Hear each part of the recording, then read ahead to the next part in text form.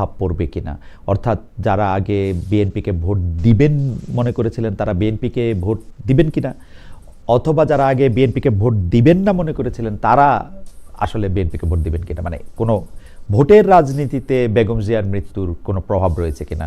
আমি এটা জনাব মাওলানা মুসা বিন ইজহারকেও জানতে চাবো, কিন্তু আপনার কাছ থেকে আমি শুরু করতে চাই জনাব ববি হাজ্জাজ। জি জি জি, জনাব খালেদ মহিউদ্দিন, আপনাকে অসংখ্য ধন্যবাদ। আপনাকে, মুসা বিন ইজাহার সহ ঠিকানার সকল শ্রোতাকে আমার সালাম এবং শুভেচ্ছা। মহান বিজয়ের মাস ডিসেম্বর, কিন্তু একই সাথে আজকে আমরা সবাই দুঃখে ভারাক্রান্ত, কারণ এই দেশের গণতন্ত্রের জন্য, জনগণের জন্য, জাতির জন্য সবচেয়ে বেশি ত্যাগ স্বীকার করা নেত্রী প্রাক্তন প্রধানমন্ত্রী জনাব বেগম খালেদা জিয়ার মৃত্যুতে পুরো দেশ আজকে শোকাহত। ওনার রুহের মাগফিরাত কামনা করছি। আপনার প্রশ্নটাও আসলে ওনার চলে যাওয়া নিয়ে, যে খুব শীঘ্রই ফেব্রুয়ারি 12 তারিখে একটা নির্বাচন নির্ধারিত আছে। এই নির্বাচনে আমিও নির্বাচনে প্রতিদ্বন্দ্বিতা করছি, মুসা বিন ইজহারও প্রতিদ্বন্দ্বিতা করছেন। সেই জায়গা থেকে আপনার প্রশ্নটা ছিল কোনো প্রভাব পড়বে কিনা। আমি যেটা মনে করি বা যেটার বহিঃপ্রকাশ আমি দেখেছি, বাংলাদেশের 18 কোটি জনগণের ভেতরে বেগম খালেদা জিয়ার জন্য ভালোবাসার বহিঃপ্রকাশ বেশ আগে থেকেই দেখছিলাম। তবে গত কিছুদিন উনি অসুস্থ হবার পর আরো শক্তভাবে আমরা সবাই দেখেছি। সেটা সোশ্যাল মিডিয়া বলেন, অ্যাকচুয়াল অন ফিল্ড বলেন, সব জায়গায়। সো ওনার প্রতি জনগণের যেটা ভালোবাসা, সেটার কোনো ধরনের বহিঃপ্রকাশ নির্বাচনে হবে না, এটা চিন্তা করা ভুল হবে, এটা আমি মনে করি। তবে এখন সেটা নির্বাচনে ওনার যে মার্কা ধানের শীষ, সেটার জন্য পজিটিভ কি নেগেটিভ হবে, সেই জায়গায় যদি আসি, বাংলাদেশের জনগণ ওনাকে ভালোবাসতেন কারণ ওনার স্বপ্নকে ভালোবাসতেন। উনি বাংলাদেশের জন্য যে স্বপ্ন দেখেছেন, উনি বাংলাদেশের গণতন্ত্রের জন্য, জাতির জন্য যে ত্যাগ স্বীকার করেছেন, সেগুলোর জন্য ওনাকে ভালোবাসতেন, এমনি ভালোবাসতেন না। সো ওই স্বপ্ন, ওই ত্যাগ স্বীকারের মাধ্যমে যে স্বপ্নটা বাংলাদেশকে পৌঁছাতে চেয়েছিলেন, সেই স্বপ্নটা বাস্তবায়নের উপায় হলো উনার উত্তরসূরি বা উনার পথ প্রদর্শনে যিনি এখন উনার দলের নেতৃত্ব দিচ্ছেন, জনাব তারেক রহমান, সেই তারেক রহমানকে তার হাত শক্তিশালী করে তাকে সরকার পরিচালনার দায়িত্বে নিয়ে আসা। সেই জায়গা থেকে আমি মনে করি যে বাংলাদেশের জনগণ যেইভাবে বেগম খালেদা জিয়া যদি নির্বাচনে দাঁড়াতেন, তার প্রতি ভালোবাসার মাধ্যমে যেভাবে ধানের শীষের জন্য ভোট দিয়ে জয়যুক্ত করতে চেষ্টা করতেন, একইভাবে একই ভালোবাসা, একই মায়া দিয়ে উনার ভালোবাসাটাই প্রতিফলিত হবে, ম্যানিফেস্টেশন হবে ওনার দলের, ওনার মার্কার প্রতি। জনাব হাজ্জাজ, আপনি মনে করতেছেন যদি কোনো প্রভাব পড়ে তাহলে এটা ইতিবাচক প্রভাবই পড়বে, যেটাকে আমরা সিম্পেথি বলি, বা তার আদর্শকে এগিয়ে নিয়ে যাওয়ার জন্য কোনো নেতিবাচক প্রভাব, যে উনি নাই তো বিএনপি নাই, ওই রকম প্রভাব পড়বে না, এটা এই ধরনের কোনো কিছু করার কোনো কারণ আমি দেখছি না। ওকে, আপনাকে ধন্যবাদ। আমি একটু মাওলানা মুসা বিন ইজহারের কাছে একই প্রশ্ন নিয়ে যেতে চাই, তবে আমাদের একজন দর্শক, তিনি তার নামটি ভালো করে বলছেন না, আমি পড়তে পারতেছি না, TV-XTNIV। উনি বলছেন, I hate you K Mohiuddin, you didn't have say about Osman হাদি।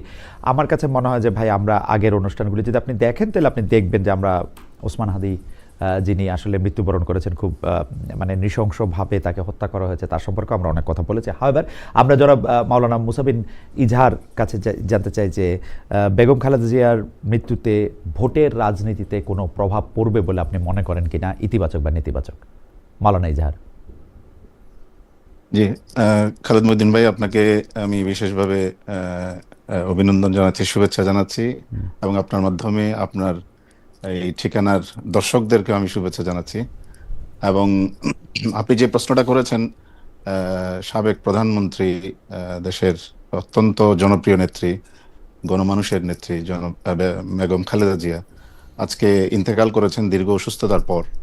তো এটা আমাদের দেশের জন্য অত্যন্ত বেদনাদায়ক একটা দিন আজকে আমি মনে করি, কারণ তার যে বর্ণাঢ্য যে রাজনৈতিক ক্যারিয়ার, সেই ক্যারিয়ারে তিনি দেশের জন্য, দেশের মানুষের জন্য অনেক কাজ করেছেন।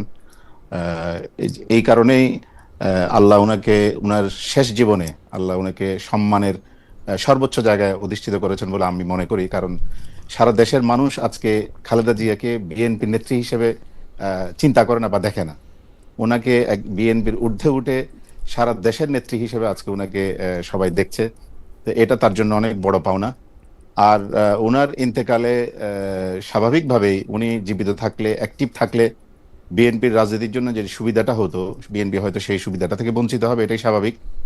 তবে একটা আমাদের যে সংস্কৃতি বা আমাদের যে সামাজিক চর্চা, সেখানে কোনো বড় রাজনৈতিক নেতৃত্বের মৃত্যু এটা একটা ভালো ইম্প্যাক্ট ফেলে বলে আমরা ধারণা করি।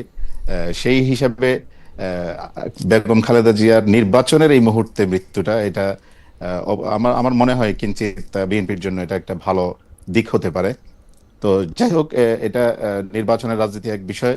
আর ওভারঅল বেগম খালেদা জিয়ার যে অতীতের যে ত্যাগ এবং দেশের জন্য উনার যে পরিশ্রম, এবং বিগত ফ্যাসিস্ট সরকারের মাধ্যমে উনি যেভাবে নির্মমভাবে নির্যাতিত হয়েছিলেন, নির্যাতিত হয়েছিলেন অন্যায়ভাবে, সেই সব বিষয়গুলো সামনে রেখে আজকে দেশের মানুষের কাছে উনি অত্যন্ত শ্রদ্ধার পাত্র হিসেবে উনি প্রতিষ্ঠিত হয়েছেন। আমরা উনার ইন্তেকালে দেশের সাধারণ মানুষদের মতো আমরা অত্যন্ত গভীরভাবে ব্যথিত, শোকাহত। আমি আজকের এই অনুষ্ঠানের মাধ্যমে উনার পরিবার, বিশেষ করে বিএনপি নেতা জনাব তারেক রহমান সহ সবাই, আমি তাদের প্রতি সমবেদনা জ্ঞাপন করছি। আমি আপনাকে ধন্যবাদ জানাই। কিন্তু আপনি ভোটের রাজনীতিতে এটার প্রভাব কি দেখেন? মানে আমাদের তো আসলে মানে এটা হয়তো তিনি কালকেই মৃত্যুবরণ করেছেন, আজকে আমরা এটা নিয়ে আলোচনা করছি, এটা অনেক ক্ষেত্রে এই আলোচনাটা একটু নিষ্ঠুর মনে করে, কিন্তু লাইফ গোজ অন। আমাদের আসলে এই ভোট নির্বাচন সবই করতে হবে, মানে আমরা তো আর আটকে থাকতে পারবো না। তো সেই জন্য আমি প্রশ্নটা করতেছি যে আমাদের ভোটের জন্য আমাদের এখন আজকে যদি আমরা ডিসেম্বরের একদিন ধরি, তাহলে পুরো জানুয়ারি মাস 32 দিন, 12, 41, 42 দিন বাকি আছে আসলে নির্বাচনের। তো এটা ভোটের রাজনীতিতে কোনো প্রভাব পড়বে বলে আপনি মনে করছেন কিনা, সেই জন্য আপনাকে প্রশ্নটা করা, ইতিবাচক বা নেতিবাচক। জি, এখানে আসলে মৃত্যুর ধরনটাও একটা প্রভাব ফেলার জন্য একটা বিশেষ কারণ হয়ে থাকে। বেগম জিয়ার যেভাবে মৃত্যু হয়েছে, দীর্ঘ অসুস্থতার পর, অনেক আলোচনার পর যেভাবে মৃত্যু হয়েছে, এই মৃত্যুর পরে আমার মনে হয় না যে নির্বাচনী ফলাফলের ক্ষেত্রে ভোটের রাজনীতিতে ব্যাপক প্রভাব পড়বে, এটা আমি মনে করি না। তবে বেগম জিয়ার ইন্তেকাল, বিদায়, এটা স্বাভাবিকভাবে মানুষের অন্তরে দাগ কাটবে, এটাতে সামান্য কিছু প্রভাব পড়তে পারে। তবে এখানে যদি মৃত্যুটা অন্যভাবে হতো, তাইলে হয়তো একটা বড় ধরনের ইম্প্যাক্ট হয়তো পড়তো আর কি। ওকে, আমি সেটাই মনে করি। আপনাকে ধন্যবাদ। আমি জনাব ববি হাজ্জাজের কাছে নতুন প্রশ্ন নিয়ে যাচ্ছি, তার আগে আমাদের একজন দুই তিনজন দর্শকের মতামত একটু পড়তে চাই। একজন উনি শাকিল আল জাবির, উনি বলছেন, খালেদ আপনাকে তো স্যাড লাগতেছে না, আপনি কি আওয়ামী লীগ নাকি? তানভীর আহমেদ, উনি বলছেন যে খালেদ ভাই, আপনি ইদানিং দর্শকের কথা অনেক বেশি মনোযোগ দিতেছেন, সব কমেন্টে রিপ্লাই দিতে হয় না, 20 কোটি মানুষের দেশে সবাই ভদ্র ও সুশিক্ষিত হয়ে যাবে, কিভাবে আশা করেন? নিজের কাছে সৎ আছেন কি, তাই যথেষ্ট। কিন্তু আমি মনে করি যারা আমাকে সমালোচনা করছেন বা যারা আমাকে সমালোচনা করেন, তাদের সাথে আমার এঙ্গেজ হওয়া উচিত। দ্যাটস ওয়াই আমি এগুলি একটু এন্টারটেন করি। আপনারা বিরক্ত হলে আপনারা নিজ গুণে ক্ষমা করবেন। যাই হোক, আমি জনাব ববি হাজ্জাজ আপনার কাছে আসতে চাই হচ্ছে যে এটাও একটু প্রশ্ন এরকম, যেটা আমি আসলে মাওলানা ইজাহারের কাছ থেকেও জানতে চাই, কারণ মাওলানা ইজাহারও আসলে বাংলাদেশের রাজনীতিতে নেজামে ইসলামী পার্টির সাথে বিএনপির এক ধরনের একসাথে পথ চলা বা দূর থেকে দেখা সব কিছু মিলিয়ে এইটার একটা কারণ আছে। যে আমি জনাব হাজ্জাজ আপনার কাছে জানতে চাইব যে খালেদা জিয়ার অনুপস্থিতিতে বিএনপির নেতৃত্বের রাজনৈতিক দর্শনে কোনো পরিবর্তন আসবে কিনা? মানে একটা হয় না যে আমরা এরা আলাদা করি, যে ব্লেয়ার এরার পরে এখন যিনি আছেন কেয়ার স্টারমার এরা, এনারা তো আলাদা হন, বা এমনকি ব্লেয়ারের ঘনিষ্ঠ বন্ধু গর্ডন ব্রাউনও টনি ব্লেয়ার থেকে একটু আলাদা ছিলেন। তো এইটা আপনি আসলে কি হয় দেখেন, মানে রাজনৈতিক দর্শনের দিকে দলটার নেতৃত্বে বা দলটার আদর্শে আপনি কোনো তফাৎ দেখেন কিনা বেগম জিয়ার অনুপস্থিতি? না, সার্টেনলি যেটা হবে যে জেনারেশনাল একটা ডিভাইড আছে। বেগম খালেদা জিয়া যে জেনারেশনের, এবং ওনার পাশে যারা দাঁড়িয়েছে, মানে ওনার যে স্ট্যান্ডিং কমিটি ছিল বিএনপির, আমরা যদি বিএনপি একটা পার্টি হিসেবে ডাইসেক্ট করি, ওনার যে স্ট্যান্ডিং কমিটি ছিল বিএনপির, এটার সাথে একটা জেনারেশনাল ডিভাইড আছে জনাব তারেক রহমানের। এবং যদিও স্ট্যান্ডিং কমিটিতে অনেক সিমিলার ফেসেস, বা তখনও সিনিয়র নেতা ছিল, এরকম অনেক ফেসেস আছেন, বাট তারাও অনেক বয়োজ্যেষ্ঠ। সো সামনের রাজনীতি আমি ধরেই নিচ্ছি, আমি জানি না, তবে আমি ধরে নিচ্ছি, আন্দাজ করে নিচ্ছি, অনুমান করে নিচ্ছি যে অনেক ভিন্ন হবে। Having said that, core ideological যে পজিশনস, বিএনপির কোর আইডিওলজিক্যাল পজিশনস কিন্তু তৈরি হয়েছিল শহীদ প্রেসিডেন্ট জিয়াউর রহমানের ওখান থেকে। বাংলাদেশে জাতীয়তাবাদ, মধ্যম পন্থা, ফরেন পলিসি মানে economic policy, foreign policy, political ideology, এই সব কিছু কিন্তু বেগম খালেদা জিয়ার উনার পুরো টেনিউরে উনি কখনো অরিজিন অফ বিএনপি মানে শহীদ প্রেসিডেন্ট জিয়াউর রহমান যেটা এস্টাবলিশ করে গেছিলেন ওই আইডিওলজি থেকে উনি কখনো কোনো ভিন্ন মাত্রায় যাননি। হ্যাঁ, সময়ের সাথে পলিটিক্যাল স্ট্র্যাটেজি, সময়ের সাথে নেতৃত্ব ধারণ, জনগণ কি পছন্দ করে কি চায় এগুলোর বদল এসেছে, এবং জনগণের ভালোবাসা নিয়েই সেই চেঞ্জেস গুলোর সাথে বেগম খালেদা জিয়া উনার পলিসি চেঞ্জ করতে সক্ষম হয়েছেন বলেই আজকে উনার ইন্তেকালের পর পুরো দেশ ওনার জন্য শোক প্রকাশ করছে। সো সেম মূল আইডিওলজি গুলো সেম রেখে নেতৃত্বে ধারায় অনেক চেঞ্জ আসবে জনাব তারেক রহমান, এটা আমরা ধরে নিচ্ছি। এগেন সো ফার কি হয়েছে, বাট আগামীতে কিন্তু সেই চেঞ্জ গুলো যে পজিটিভ আসবে এইটাও আমরা অনুমান করছি বা আমরা আশাবাদী। বিকজ গত বেশ কয়েক বছর ধরে কিন্তু যদিও উনি দেশের বাইরে ছিলেন, কিন্তু সেখান থেকে উনি যে নেতৃত্বটা দিয়েছেন আমরা দেখেছি যে আইডিওলজিক্যালি এগেন ওই এক বাংলাদেশি জাতীয়তাবাদী ধারাবাহিকতায় উনি নেতৃত্বটা দিয়েছেন, এবং উনি অ্যাডাপ্ট করতে চেষ্টা করেছেন নতুন চেঞ্জিং সার্কামস্ট্যান্সেস এর সাথে। আজকের জেনজি কিভাবে তারা উৎসাহিত হয়, কোন জিনিসগুলো তারা চায়, নতুন ভোটাররা কিভাবে চিন্তা করে, বাংলাদেশের আজকের প্রেক্ষাপটে কি কি প্রয়োজন, পলিসিগত কি প্রয়োজন, এগুলো নিয়ে জনাব তারেক রহমান আজকের দিনের হিসাবে সোচ্চার। তো সেই হিসেবে আমি মনে করি যে নেতৃত্বের অনেক পলিসি বা অনেক কিছুতে বদল আসবে, এখন মূল আইডিওলজি সেম থাকবে, এবং যে বদলগুলো এগুলো হয়তো পজিটিভ অ্যাডাপ্টেশনের বদল আসবে, এটা আমি মনে করি। পজিটিভ অ্যাডাপ্টেশনের বদল আপনি দেখতে পাচ্ছেন। মাওলানা ইজাহার, আপনি কি একটু এই বিষয়ে মন্তব্য করবেন? মানে আমরা এই প্রসঙ্গে একটু জানতে চাইবো যে মানে বেগম জিয়ার নেতৃত্বে বিএনপি রাজনৈতিক দর্শন বা আদর্শের সাথে কি বেগম জিয়ার অনুপস্থিতিতে যে বিএনপির নেতৃত্ব অর্থাৎ তারেক রহমান সাহেবের নেতৃত্বে কি আপনি আদর্শ বা দর্শনগত পরিবর্তন দেখেন কিনা? আমার ভাই ববি হাজার সাহেব যেটা বলেছেন আমি অনেকটা সেটার সাথে একমত। তবে বেগম খালেদা জিয়ার যে রাজনৈতিক যে তার সত্তা, যে রাজনৈতিক ব্যক্তিত্ব, সেখানে কিছু কিছু জিনিস অত্যন্ত গুরুত্বপূর্ণ ছিল। যেমন তার আপসহীন চরিত্র এবং দেশীয় দেশপ্রেমের ব্যাপারে বিদেশি শক্তির আধিপত্যবাদের বিরুদ্ধে ওনার যে শক্ত অবস্থান।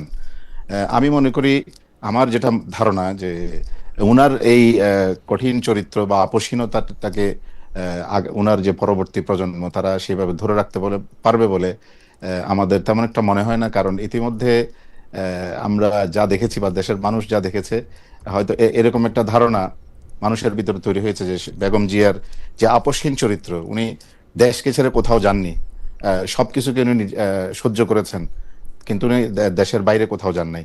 তো এই যে উনার যে আপসহীন চরিত্র এবং বিদেশি শক্তির ব্যাপারে উনার যে কঠোর অবস্থান, আমরা ইতিপূর্বে উনার যে বিগত দিনে যে বিরোধী দলের নেত্রী হিসেবে যে আন্দোলনগুলি আমরা দেখেছি, বিশেষ করে বিভিন্ন সময়ে 91-96 পর্যন্ত, যে 96 থেকে 2000 পর্যন্ত যে আওয়ামী লীগের যে টেনিওর ছিল, সেই সময় ওনার যে অবস্থান ছিল, এবং পরবর্তীতে 2005-এর পরে এই সময়গুলিতে ওনার যে চরিত্র আমরা দেখেছি, সেই চরিত্রের মধ্যে দেশপ্রেমের এবং বিদেশি শক্তির কাছে মাথা নত না করা এইসব বিষয়গুলোতে আমাদের মনে হয় যে হয়তো বিএনপির আগামী দিনের নেতৃত্ব হয়তো সেই বিষয় ধরে রাখতে পারবে না।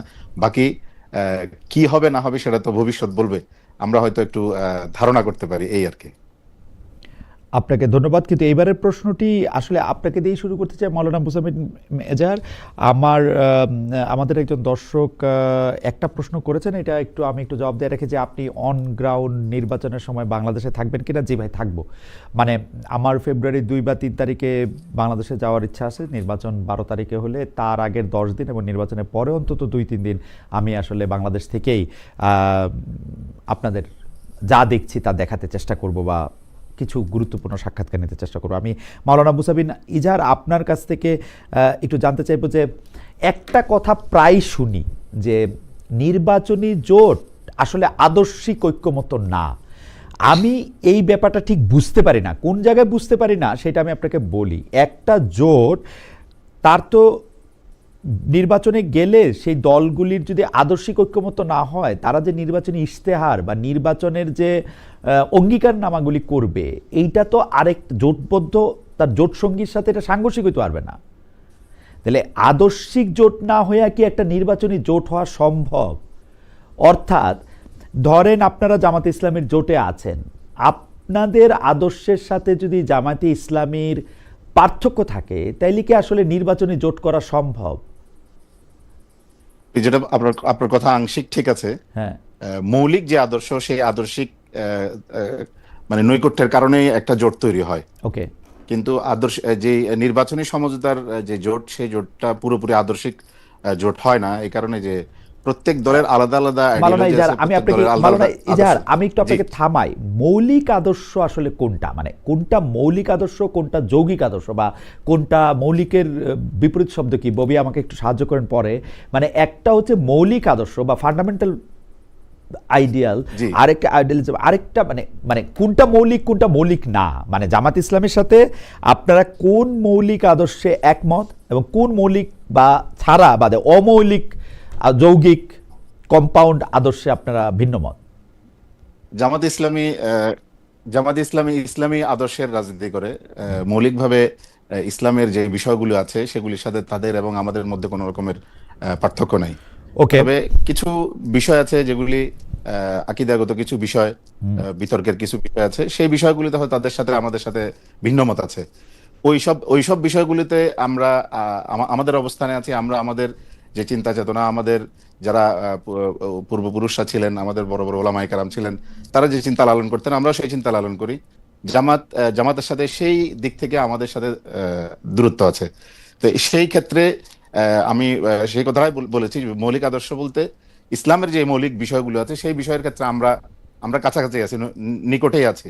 কিন্তু গৌণ যে বিষয়গুলো আছে, যেগুলি আকীদার কিছু পার্ট বা কিছু অংশ, সেই সব ক্ষেত্রে হয়তো জামাতের সাথে আমাদের দূরত্ব না, আছে। কিন্তু সেই হিসাবে আমরা বলি যে এটা আদর্শিক জোট নয়। মাওলানা মুসা বিন ইজাহার, মানে আপনি জি। আমার থেকে এই বিষয়গুলি আসলে অনেক অনেক অনেক ভালো জানেন, কারণ আপনি মানে বাংলাদেশ নেজাম ইসলামী পার্টির মহাসচিবের পাশাপাশি আপনি হেফাজতে ইসলামী বাংলাদেশের যুগ্ম মহাসচিবও বটেন।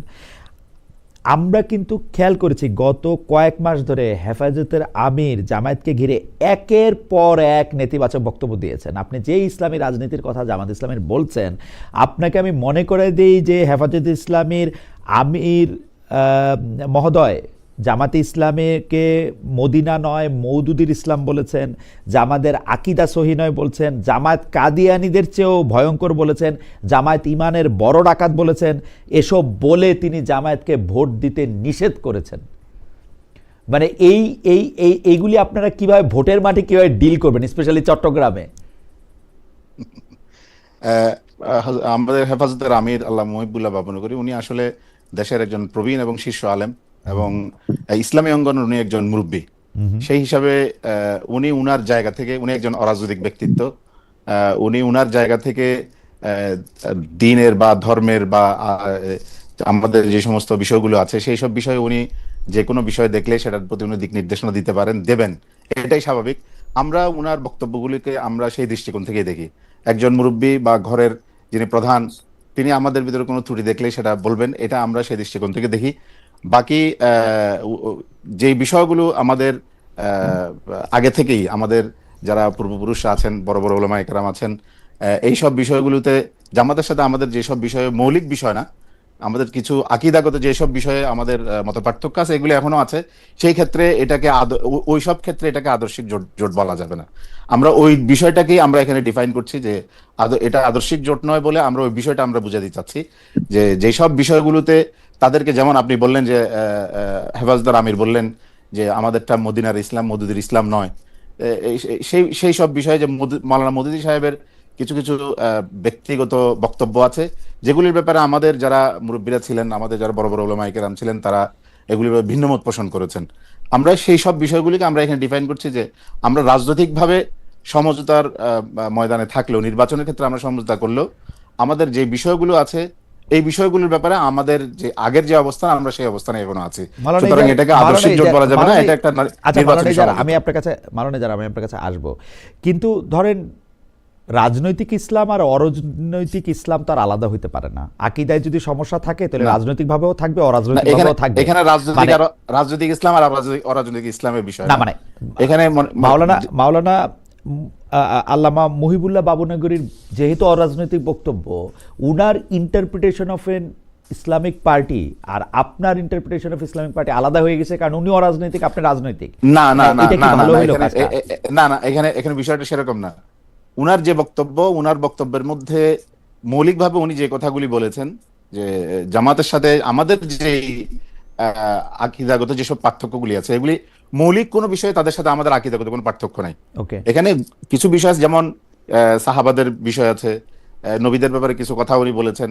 এই ধরনের কিছু বিষয় আছে যেগুলির ব্যাপারে আমাদের বক্তব্য এবং উনাদের বক্তব্য মধ্যে ভিন্নতা আছে। ওকে। সেই ক্ষেত্রে আমরা আমাদের স্বকীয় যে অবস্থান আগে যেটা ছিল, আমরা সেই অবস্থানের উপরে এখনো আছি, আমরা সেই কথাটাই আমরা বলি। এবং আল্লাহ মহিবুল্লাহ বাবনগরী সেই বিষয়টাকে হয়তো একটু বোল্ডলি উনি উপস্থাপন করেছেন ওকে। উনার জায়গা থেকে। আচ্ছা, আপনাকে ধন্যবাদ। আমি একটু জনাব ববি হাজ্জাজের কাছে আসবো আমার প্রশ্ন নিয়ে। এর মধ্যে হচ্ছে যে MTN1004 উনি বলেছেন যে খালেদ, আপনার চুলকানি বেশি, একই প্রশ্ন আপনি মামুনুল হককে করেছিলেন, জানা উত্তর বারবার প্রশ্ন করেন আপনি বিভ্রান্তি ছড়ানোর জন্য। ঠিক আছে, আমি জনাব ববি হাজ্জাজের কাছে আসতে চাই। জনাব ববি হাজ্জাজ, আমি কিন্তু মানে আমি একটু দর্শকদের উদ্দেশ্যে বলে রাখি যে আমি ববি হাজ্জাজ, আমরা একদমই একই বয়সী, আমরা একই সময় একই শহরে বড় হয়েছি। আসলে নানা কারণে উনার আত্মীয় স্বজনের সঙ্গেও আমার একটু পরিচয় আছে, নানা কারণে আমি সেই জায়গা থেকে আমি বলতেছি যে জনাব ববি হাজ্জাজ, আপনি কিন্তু একটা দল গড়ে তুলেছিলেন। সেই দল গড়ে তোলার সময় আপনার আলাদা স্বপ্নের কথা বলেছিলেন। সেই দল করার ক্ষেত্রে আপনি বলেছিলেন যে কেন আপনি এই দলটা করতে চান, এবং এই দলটা, এই জাতীয়তাবাদী গণতান্ত্রিক আন্দোলন কিভাবে অন্য দলগুলির থেকে আলাদা হবে সেটা আপনি বলছিলেন। কিন্তু আপনি সেই দলটি থেকে পদত্যাগ করে বিএনপিতে জয়েন করলেন, শুধু বিএনপির নমিনেশন পাওয়ার জন্য দলটারে আপনি বিলুপ্ত করলেন। মানে এইটা কি আপনার এক ধরনের রাজনৈতিক, মানে আমি এটাকে কি বলবো, মানে এজ এ ফ্রেন্ড এটা আমি আপনাকে বলতে পারি, এইটা কি আপনার এক ধরনের রাজনৈতিক আত্মহত্যা হইল কিনা, বা আপনি নিজেকে রাজনৈতিকভাবে ব্যাংকরাপ্ট ঘোষণা করলেন কিনা? আচ্ছা, প্রথমত আমি একটু পরিষ্কার করি, আমার জি। বন্ধু প্রতিম এবং ভাই খালেদ মহিউদ্দিন একটু আপনার ইনফরমেশন একটু ভুল আছে। জি। প্রথমত দল বিলুপ্ত হয়নি, দলের জায়গায় আছে কৌশলগত কারণে, এবং এটা বারংবার মানে সকল ইন্টারভিউতে সব জায়গায় আমি পরিষ্কার করেছি। কৌশলগত কারণে নির্বাচনের জন্য আমরা ধানের শীষ মার্কায় যেন নির্বাচন করতে পারি, তার জন্য আমি সাময়িক দল থেকে পদত্যাগ করে আপনার মানে লিগ্যাল যে হ্যাসেল গুলো আছে, লিগ্যাল যে টেকনিক্যালিটি গুলো আছে ধানের শীষ পাবার, সেই টেকনিক্যালিটি গুলো ফলো করে ধানের শীষ মার্কা নিয়ে নির্বাচন করতে যাচ্ছি। এবং এটা এগেন আমি বারংবার পরিষ্কার করেছি। আমার দলের অংশীদার অনেকে আছেন, আমাদের দলের যে আদর্শ, সেই আদর্শ থেকে আমরা কোনোভাবেই সরে আসিনি। তবে আমরা যখনই জোটের অংশীদার হই, মানে বাংলাদেশ জাতীয়তাবাদী দলের নেতৃত্বে জোটের অংশীদার হই, তখন আমরা ইডিওলজিক্যাল স্ট্যান্স দেখেই অংশীদার হই যে বৃহত্তর আইডিওলজিজ যেগুলোতে আমরা বিশ্বাস করি, সেন্ট্রিস্ট বা আমি একটু মাঝখানে একটু প্রশ্ন করে রাখি জনাব হাজ্জাজ, মানে একটু করে যাই, যে আপনি কি মনে করেন যে ধানের শীষ মার্কাটা যদি আপনি না নিতেন, আপনার দলের মার্কায় যদি আপনি নির্বাচন করতেন, তাহলে আপনি নির্বাচনে জয়লাভ করার সম্ভাবনা আপনার কমে যেত? এই জন্যই আপনি ধানের শীষ মার্কাটা নিলেন, দলে যোগ দিয়েও হইলেও নিলেন। জি জি জি, দেখেন আমি আপনাকে একটা সত্যি কথা বলি, হ্যাঁ, অনেক কিছু অনেকভাবে রিপ্রেজেন্ট করা যেতে পারে, এবং এগেন আপনিও করতে পারেন, কোনো অসুবিধা নেই। আমরা যখন নির্বাচনে যাব, এটা আমি যেটা বিশ্বাস করি, আমার বিশ্বাস অনেকের কাছে ভুল মনে হতে পারে, কিন্তু আমার দলের নীতি নির্ধারণের জায়গায় যারা আছেন তারা আমার সাথে একমত হয়ে আমাকে এটা পারমিট করেছেন বলে আমি আজকে এটা করতে পেরেছি। আমি যেটা বিশ্বাস করি, না না, তাদের ভেতরে আমি ছিলাম, তাদের সকলে মিলে সম্মিলিতভাবে এই ডিসিশনটা হয় যে জোটের পক্ষ থেকে যে সিট দেওয়া হবে সেই সিটে আমাদের ধানের শীষ নিয়ে যাওয়াটাই সবচেয়ে শ্রেয়। সো ওই ডিসিশনের মাধ্যমেই কিন্তু আমি দলের থেকে পদত্যাগ করে বিএনপি জয়েন করেছি সাময়িকভাবে এই নির্বাচনের জন্য, এবং এটা স্ট্র্যাটেজিক। আবার পরিষ্কার করি যে নির্বাচন আমরা স্পেশালি দেখেন, নির্বাচন হওয়া উচিত জনসেবার কম্পিটিশন, কিন্তু তৃতীয় বিশ্বে এটা হয়ে ওঠে ক্ষমতার কম্পিটিশন এবং বেয়ার একদম ক্ষমতার মানে লোয়েস্ট কমন ডিনোমিনেটর ক্ষমতার কম্পিটিশন। এই ক্ষমতার কম্পিটিশনের আরেকটা নাম হলো যুদ্ধ। All's fair in love and war. আপনি যদি যুদ্ধে চলে গেছেন তখন ওই যুদ্ধে বিজয় লাভ করেন, আপনি সঠিক বিশ্বাস নিয়ে যুদ্ধে যেতে হবে এবং যুদ্ধে যে আপনি অন্যায় কিছু করবেন যেটাও ঠিক না, বাট ন্যায়ের মধ্যে থেকে যা কিছু করা সম্ভব যুদ্ধে জিতবার আপনার কাছে এটা আপনার দায়িত্ব। মানে আমি কোন জায়গা থেকে বলতেছি জনাব হাজার, আমি কোন জায়গা থেকে বলতেছি আমি বলি, আপনার কাছে যেটা ন্যায় মনে হইতেছে আমার কাছে এটা ভয়ঙ্করতম অন্যায় মনে হইতেছে।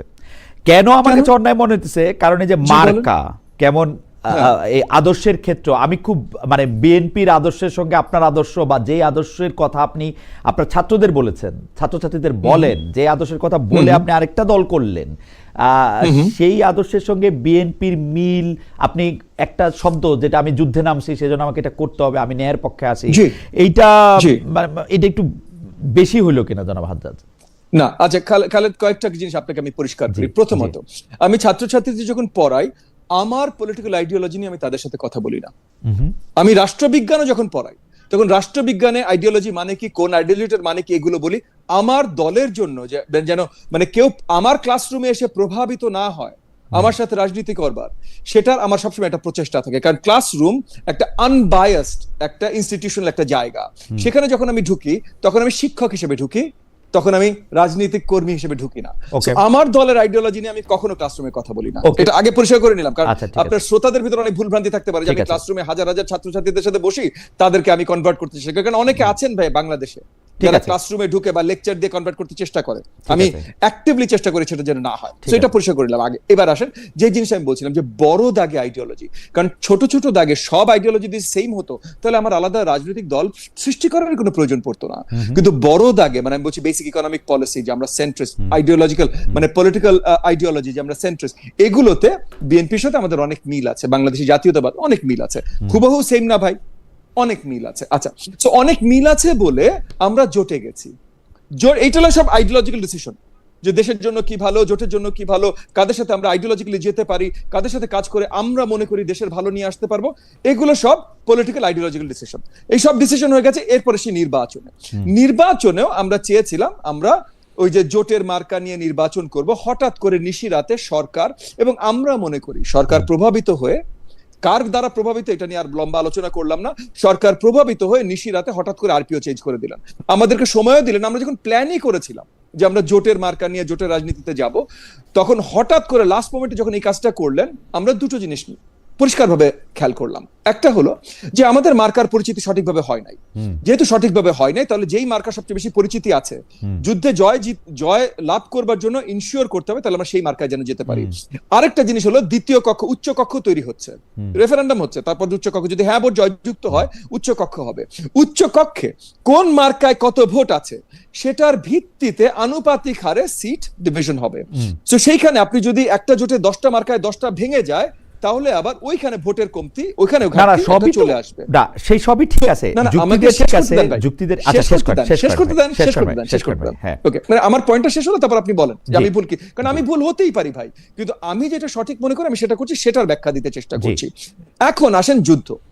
যে যুদ্ধে গেলাম, যুদ্ধে আমি মনে করি যে আগামীর বাংলাদেশ, যেই বাংলাদেশ আমরা গড়তে চাই, সেখানে কোনো ধরনের এক্সট্রিমিস্ট ফোর্স যেন ক্ষমতার আশেপাশে না যেতে পারে, এটা আমাদের একটা দায়িত্ব। এটা আমি মনে করি ভাই, আপনি বলতেই পারেন না কোথায় এক্সট্রিমিস্ট ফোর্স, এটা ভুল চিন্তা করছেন, এগুলো সব হতে পারে। ওকে, এবং অপরদিকে মুসা বিন ইসহাক বসা আছেন, যিনি অ্যাকচুয়ালি আমার খুব কাছের মানুষ, ওনার বাবার সাথেও আমার খুব ভালো সম্পর্ক ছিল, এবং আমি আপনার শ্বশুর আগে ওনাকে বলছিলাম যে আমি খুব আশাবাদী ছিলাম যে আমরা একই জোটে একসাথে হয়তো থাকতে পারবো, মনে করেছিলাম, পারি নাই, সেটা ভিন্ন কথা ভাই, রাজনৈতিক বাস্তবতা। ওনারা ভালো কিছু দেখেছেন অন্য সাইডে, সেটা ভিন্ন ইস্যু। বাট যেই জায়গাটা আমি বলছিলাম, সো এখন আমি যেটা বিশ্বাস করি যে তাহলে সঠিক বাংলাদেশকে সঠিক পথে নিতে হলে আমি যে জোটে আছি, এই জোটটা জয়যুক্ত হওয়া অত্যন্ত গুরুত্বপূর্ণ। সেইখানে তাহলে আমার ইগো, আমার কনফিডেন্স, এটা irrelevant. What are the facts? Facts আর আমার মার্কা বা আমাদের জোটের অন্য যতগুলো মার্কা আছে, এই মার্কাগুলোর থেকে ধানের শীষ অনেক বেশি পরিচিত। ফ্যাক্টস আর একটা মার্কা যদি আমরা নির্বাচন করতে পারি, তাহলে আপার হাউসে আমরা বেশি হাউস পাবো। এই ফ্যাক্টের ভিত্তিতে আমি জাস্ট এখনই শেষ করে দিচ্ছি, এই ফ্যাক্ট গুলোর ভিত্তিতে আমার দলের নীতি নির্ধারণী পর্যায়ে যারা আছেন সবাই মিলে আমরা বারংবার মিটিং এ বসে অনেক আলোচনা করে এই জায়গায় আমরা উপনীত হই যে বিএনপি থেকেও যখন তাদের সাথে আমরা আলোচনা করি, যখন এই ইস্যুটা আসে যে তাহলে এইভাবে করে আমরা এগেইন স্ট্র্যাটেজিক কৌশলগতভাবে নির্বাচনের জন্য এই কাজটা করতে পারি, তখন আমরা সম্মতি জানাই এবং সেই হিসাবে আমরা এই কাজটা করেছি। আপনাকে শুধু আমি একটা প্রশ্ন করে রাখি, এই প্রশ্নের উত্তর আমি জনাব জি। মুসা বিন নিজারের সাথে কথা বলে এটার মধ্যে নিব। প্রথম কথা হচ্ছে যে আপনি যেটাকে এক্সট্রিমিস্ট ফোর্স বলতেছেন, বিএনপি এই সময় এক সময় সেই এক্সট্রিমিস্ট ফোর্সের সাথে অনেক লম্বা সময় ধরে একটা জোট করেছেন, তাদেরকে সরকারের অংশ করেছেন। বিএনপি যদি ওইটাকে ভুল মনে করেন, এই ভুলের জন্য বিএনপি কখনো ক্ষমা চেয়েছেন এরকম কোনো শুনি নাই। আজকেও যদি জামায়াতে ইসলামী তার সাথে একটা জোট করে, তাহলে জামায়াতে ইসলামী আর এক্সট্রিমিস্ট ফোর্স থাকবে না। আপনি বাইরে আসলে আপনি হয়ে যাবেন হচ্ছেন এক্সট্রিমিস্ট ফোর্স। তো সেগুলি তো আসলে মানে গোলপোস্ট পাল্টায়। আপনি গত 15 বছর ধরে যেসব কথা বলছেন, আমি আপনার কাছে পরে আসবো, আপনি গত 15 বছর ধরে যেসব কথা বলছেন, যেসব কথাগুলি আমি শুনছি, দর্শকরা শুনছে, আপনি যেসব কথা লিখছেন, ক্লাসরুমের কথা আপনি বাদ দেন, যেসব কথা আপনি লিখছেন, আপনার একটা সিট পার্লামেন্টের একটা সংখ্যা, আপনার জন্য একটা এমপি হওয়া, আমি তো 300 এমপি, আওয়ামী লীগের 300 এমপির মধ্যে 350 লোককে চিনতাম না। মানে তারা আমার কোনো মানেই তৈরি করে নাই। আপনিও আরেকটা বিএনপির এমপি তৈরি হয়ে আরেকটা কি মানে আপনি তৈরি করবেন? বিএনপি বিএনপির মতোই থাকবে, আপনি আপনার মতো থাকবেন কিনা আমি জানি না। আমি আপনাকে এই প্রশ্নটা করবো যে আপনি খালি একটা সংখ্যা বাড়ানোর জন্য, আপার হাউসে আপনার পার্সেন্টেজ বাড়ানোর জন্য বিএনপির এইটা যে করলেন, এইটা আপনি আদর্শের সাথে আপনি ন্যায় কেমনে মনে করতেছেন, যুদ্ধ কেমনে মনে করতেছেন, আপনি আমার আরেকটু ব্যাখ্যা দিবেন। আমি একটু জনাব মুসা বিন নিজারের কাছ থেকে একটু শুনে আসি আপনার গত 15 বছরের আপনার বক্তব্য, আপনার অবস্থানের প্রেক্ষিতে। আমি জনাব মুসা বিন ইজার আপনার কাছে একটু জানতে চাই, জনাব মুসা বিন ইজার, অন্য সব কিছু যদি আপনি বাদ দেন, আমি জোট সম্পর্কে আরেকটা প্রশ্ন আপনাকে করতে চাই। জামায়াতে ইসলামী যে অনেক দল মত জামায়াতে ইসলামীতে এসে যুক্ত হচ্ছে 8টা 9টা, মানে জামায়াতে ইসলামী বাদ দিলেও আরো বাকি যে দলগুলি আছে, ধরেন আমার এই মুহূর্তে এনসিপির কথা মনে হইতেছে, আপনি কি মনে করেন এই যে জোটের দলগুলির কি একই আদর্শে থাকা দরকার, নাকি তারা একটা নির্বাচনী জোট, ভাই আমরা 5 জন 5 জায়গা থেকে আইসে 5টি ফুল বা 5টি ফুলকপি 5টা জায়গা থেকে আইসে শুধু একটা তোড়া হয়েছে, আর কোনো কিছু হই নাই? এটা কি হয়? এটা কি প্র্যাকটিক্যালি সম্ভব? মানে আমাকে যদি আপনি একটু পরিষ্কার করেন, যেমন ধরেন জামায়াতে ইসলামীটা আপনি পরিষ্কার করছেন, আপনি বলছেন ইমান আর আকীদার কিছু কিছু জিনিস ছাড়া, মুরব্বীদের কিছু কিছু পয়েন্ট তোলা ছাড়া বাকিগুলি আপনাদের সঙ্গে ঠিক আছে, মানলাম। আরও তো 7-8টা দল আছে, সেই 7-8টা দলের সঙ্গে কি আপনার you are okay with all those দল?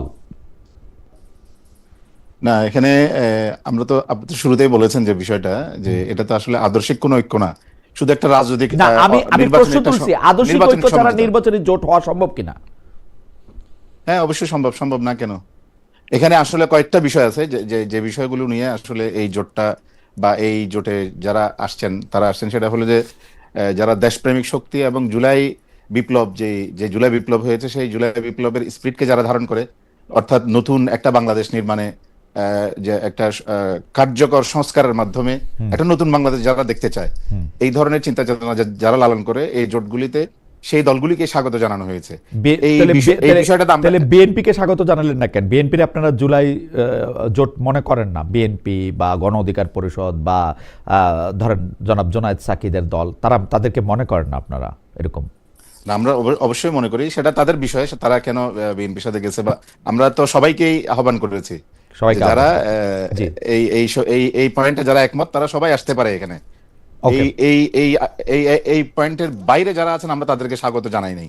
বাকি যারা এর ভিতরে আমাদের সাথে এসেছেন, আমরা তাদের সাথে কথা বলেছি, ওনারা ওদিকে কমফোর্ট ফিল করেছেন, তাদের সাথে গিয়েছেন, এটাই স্বাভাবিক। তো আপনি কি মনে করেন যে যারা আপনাদের জোটের মধ্যে আছে তারা এই যেটাকে আপনি আদর্শিক জোট বলতেছেন, সেই আদর্শিক জোটের আদর্শের সাথে মোটামুটিভাবে একমত?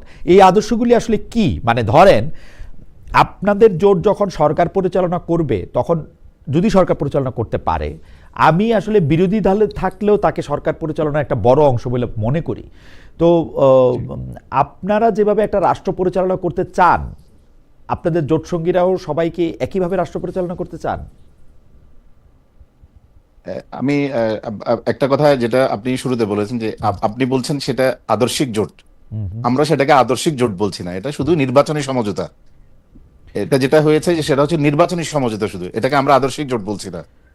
বাকি আমরা এখনই যে আমরা যেহেতু ইসলামী রাজনীতি করি, আমরা এখনই ক্ষমতায় গেলে যে ইসলাম প্রতিষ্ঠিত করবো বা ইসলাম কায়েম করে ফেলবো, সেটা আমরা বলি না।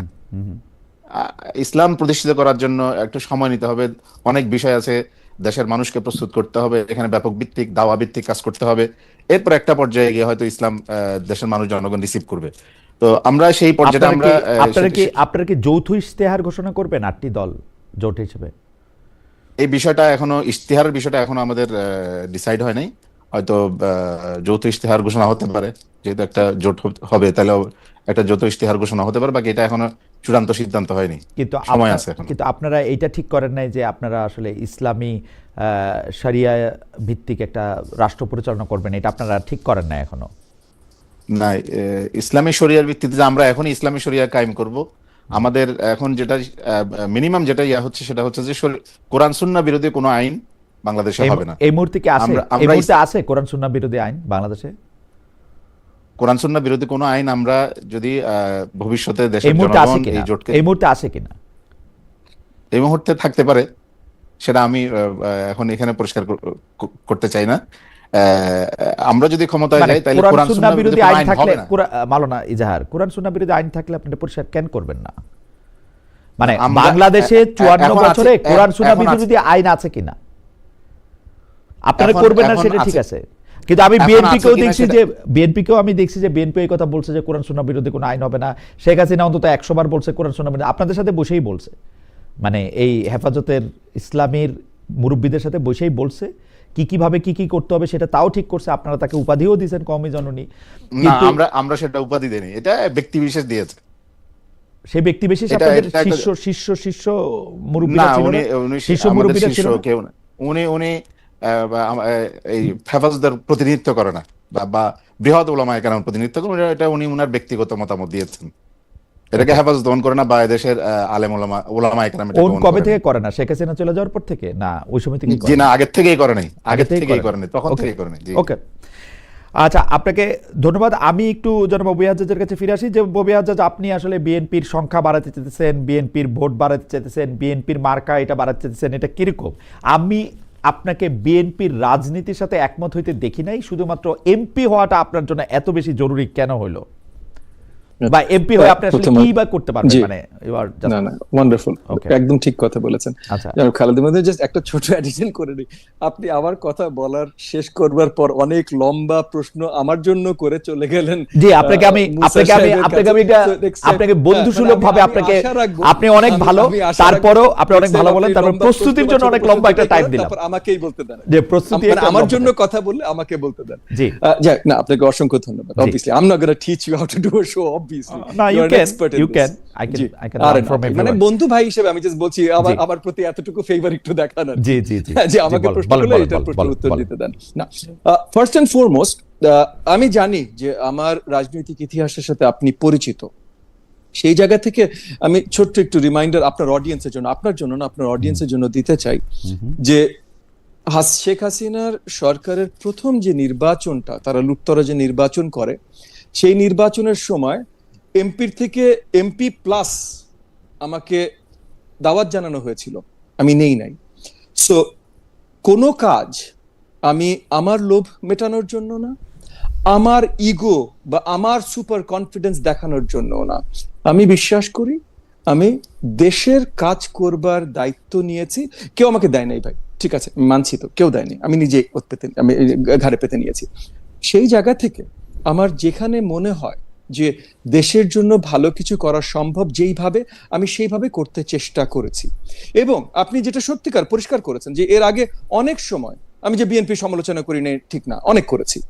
তবে বিএনপি সরকারি ক্ষমতায় ছিল না ভাই গত 15-16 বছর, তো তাদের সমালোচনা করারও বেশি কিছু ছিল না। সমালোচনা সরকারের সবচেয়ে বেশি করেছি, কারণ সেখানে সমালোচনা করার ছিল, আমাদের গণতান্ত্রিক অধিকার লুণ্ঠিত হয়েছিল। আজকে যেটা এসেছি, আপনার যদি মনে হয় বা কারো যদি মনে হয় যে একটা এমপির জন্য একটা এমপি হবার জন্য আমি লোভের চোটে চলে এসেছি, এইটাও পরিষ্কার করি যে ইতিমধ্যে এই মুহূর্তে আমরা নির্বাচন কমিশনের ডেটা সর্টিং করছি যে ঢাকা 13 আসনে অনেক ভোটার অন্য জায়গা থেকে গত 16 মাসে অন্তর্ভুক্ত করা হয়েছে, এটাও সর্টিং করছি। এটা সর্টিং করা মানে কি? মানে ইন দ্য সেন্স যে ভাই সহজে কেউ জিতে যায় না কোনো নির্বাচন, এবং ধানের শীষ মার্কা নিয়েও আরো সহজে জিতে যাব, এটাও সত্যি না। আমরা যেটা মনে করেছি যে আগামী সরকার, এবং এগেন আমি মুসার কাছে ক্ষমা চেয়ে নিচ্ছি, মুসা আপনার কাছে ক্ষমা চেয়ে নিচ্ছি, খালেদ আপনার কাছে ক্ষমা চেয়ে নিচ্ছি, এবং বাকি সবার কাছে ক্ষমা চেয়ে নিচ্ছি যে আমি কাউকে এক্সট্রিমিস্ট বলছি। কিন্তু আমার কাছে যেটা মনে হচ্ছে আমি সেটা বলছি ভাই। হ্যাঁ, আমার কাছে মনে হয়, এবং এগেন বাংলাদেশ জামাত ইসলামের সাথে কিন্তু আমার অনেক সহানুভূতি ছিল যখন তারাও সরকার বিরোধী মানে স্বৈরাচার বিরোধী আন্দোলনের সাথে যখনই জড়িত ছিল। তাদের ভিতরে আমাদের অনেক বন্ধু বান্ধব আছেন, প্রতিম মানুষ আছেন, কিন্তু তাদের যে আইডিওলজি, এই আইডিওলজির সাথে আমি একমত না। একই সাথে তাদের সাথে অনেকগুলো দল আছে, অনেকগুলো দলের আইডিওলজির সাথেই আমি একমত না। এবং ওই আইডিওলজি গুলো আপনি যদি একটু খেয়াল করে থাকেন, এবং খালেদ নিশ্চয়ই আপনি দেখেছেন যে গত কয়েকদিন আফগানিস্তানের খুব পরিচিত শীর্ষস্থানীয় একজন নেতাও বাংলাদেশের পররাষ্ট্র মন্ত্রণালয়ের কোনো জানা ছাড়া, কোনো ইনফরমেশন ছাড়া উনি ঘুরে বেড়াচ্ছেন, মিটিং করছেন, এবং এটা নিয়ে জামাত ইসলামের নেতৃত্বে যে জোটটা আছে সেই জোটের একজন গুরুত্বপূর্ণ নেতা, ঢাকা 13 আসনের একজন গুরুত্বপূর্ণ নেতার সাথেও তার ছবি দেখা গেছে। এইগুলো সবই কিন্তু আমার কাছে, এগেন হতেই পারে আপনি বলবেন না কেন আফগানিস্তান বাংলাদেশ হলে কি আছে, আমার কাছে এটা আশঙ্কাজনক। এবং আপনাকে একটু থামাই, জনাব মুসাবিন ইজাহার, আমার কোন প্রশ্ন আপনি কি এটা আসলে ইয়া করবেন? কারণ হচ্ছে যে আমি কিন্তু মনে করি না জামাতে ইসলামী বা জামাতে ইসলামীর সাথে যে জোট আছে তাদের কেউ এক্সট্রিমিস্ট। কারণ বাংলাদেশে এক্সট্রিমিস্ট ফোর্সটা কাজ করে, এইটা আমার পক্ষে, তারা প্রকাশ্য রাজনীতি করে এইটা আমি আসলে বিশ্বাস করি না। যারা করে তারা আড়ালের রাজনীতি করে বলে আমার মনে হয়। যারা প্রকাশ্য রাজনীতি করতেছেন, ছোট্ট একটু অ্যাড করি, আমি বলিনি এক্সট্রিমিস্ট ফোর্স, আমি বলেছি আমার কাছে মনে হয় এক্সট্রিমিস্ট আইডিওলজি, এবং এটা আমি আমার ধারণা থেকে বলছি, কিন্তু আমি বলছি না সবার ধারণা এক হবে না। ওকে, এটা কিন্তু একটু মালানা ইজাহার আপনি একটু বলবেন কিনা, একটু যদি ছোট করে এটা একটু রেসপেক্ট করতেন আপনি। আমি এই ক্ষেত্রে ববি হাজ্জাজ ভাইয়ের সাথে সম্পূর্ণ দ্বিমত পোষণ করছি। এখানে এক্সট্রিমিস্ট আইডিওলজি বলতে উনি কি বুঝাতে চাইছেন আসলে সেটা পরিষ্কার করেন। আমি একটু বুঝাই দিব,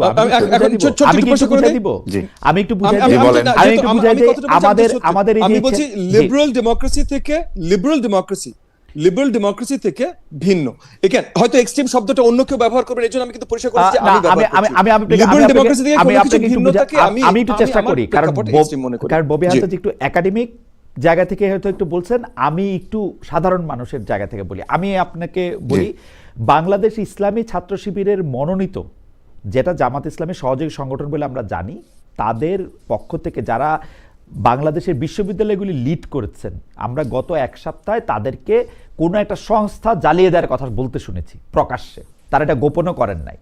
আরেকজনকে দেখছি উনি ছাপা হওয়া পদত্যাগপত্র নিয়ে ঘুরে বেড়াচ্ছেন, যে আপনি এই শিক্ষকতার সময় আপনি এই করেছেন, এখন এই পদত্যাগপত্র সাইন করেন, আপনি ক্লাস করতে হলে আমাকে জিজ্ঞেস করে করবেন।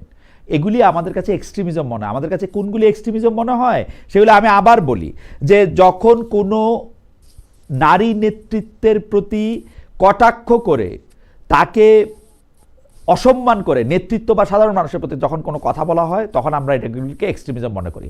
আমি কিন্তু মনে করি, আবার বলি, আমি কিন্তু মনে করি জামাত ইসলামী সহ আপনারা জোটরা এইটার সাথে নাই, যারা আছেন তারা আলাদা। কিন্তু আবার যখন দেখি ইসলামী ছাত্র শিবিরের ওই দুইজন আছে, আবার আমরা যখন দেখি যে জামাত ইসলামীর কেউ কেউ এরকম করে কথা বলেন, এত চিৎকার করে টকশোতে কথা বলেন, আপনাদের কথা বলতে এসে আমি আমি আমি আমি আমি আমি ভয় পেয়ে যাই। আমার কাছে মনে হয় যে বাপরে বাপরে, মানে টেলিভিশন দিয়েই একটা, তো এইটা সম্পর্কে আপনি একটু বলবেন কিনা? সরি, আমি একটু লম্বা বলে ফেললাম। অবশ্যই, আসলে বিষয়টা যদি দায়িত্বশীল জায়গা থেকে আপনি যে কথাগুলি বললেন, এই কথাগুলি যদি দায়িত্বশীল জায়গা থেকে এসে থাকে, তাহলে আমরা সেটাকে গ্রহণ করতে পারি বা সেটাকে আমরা ধরতে পারি।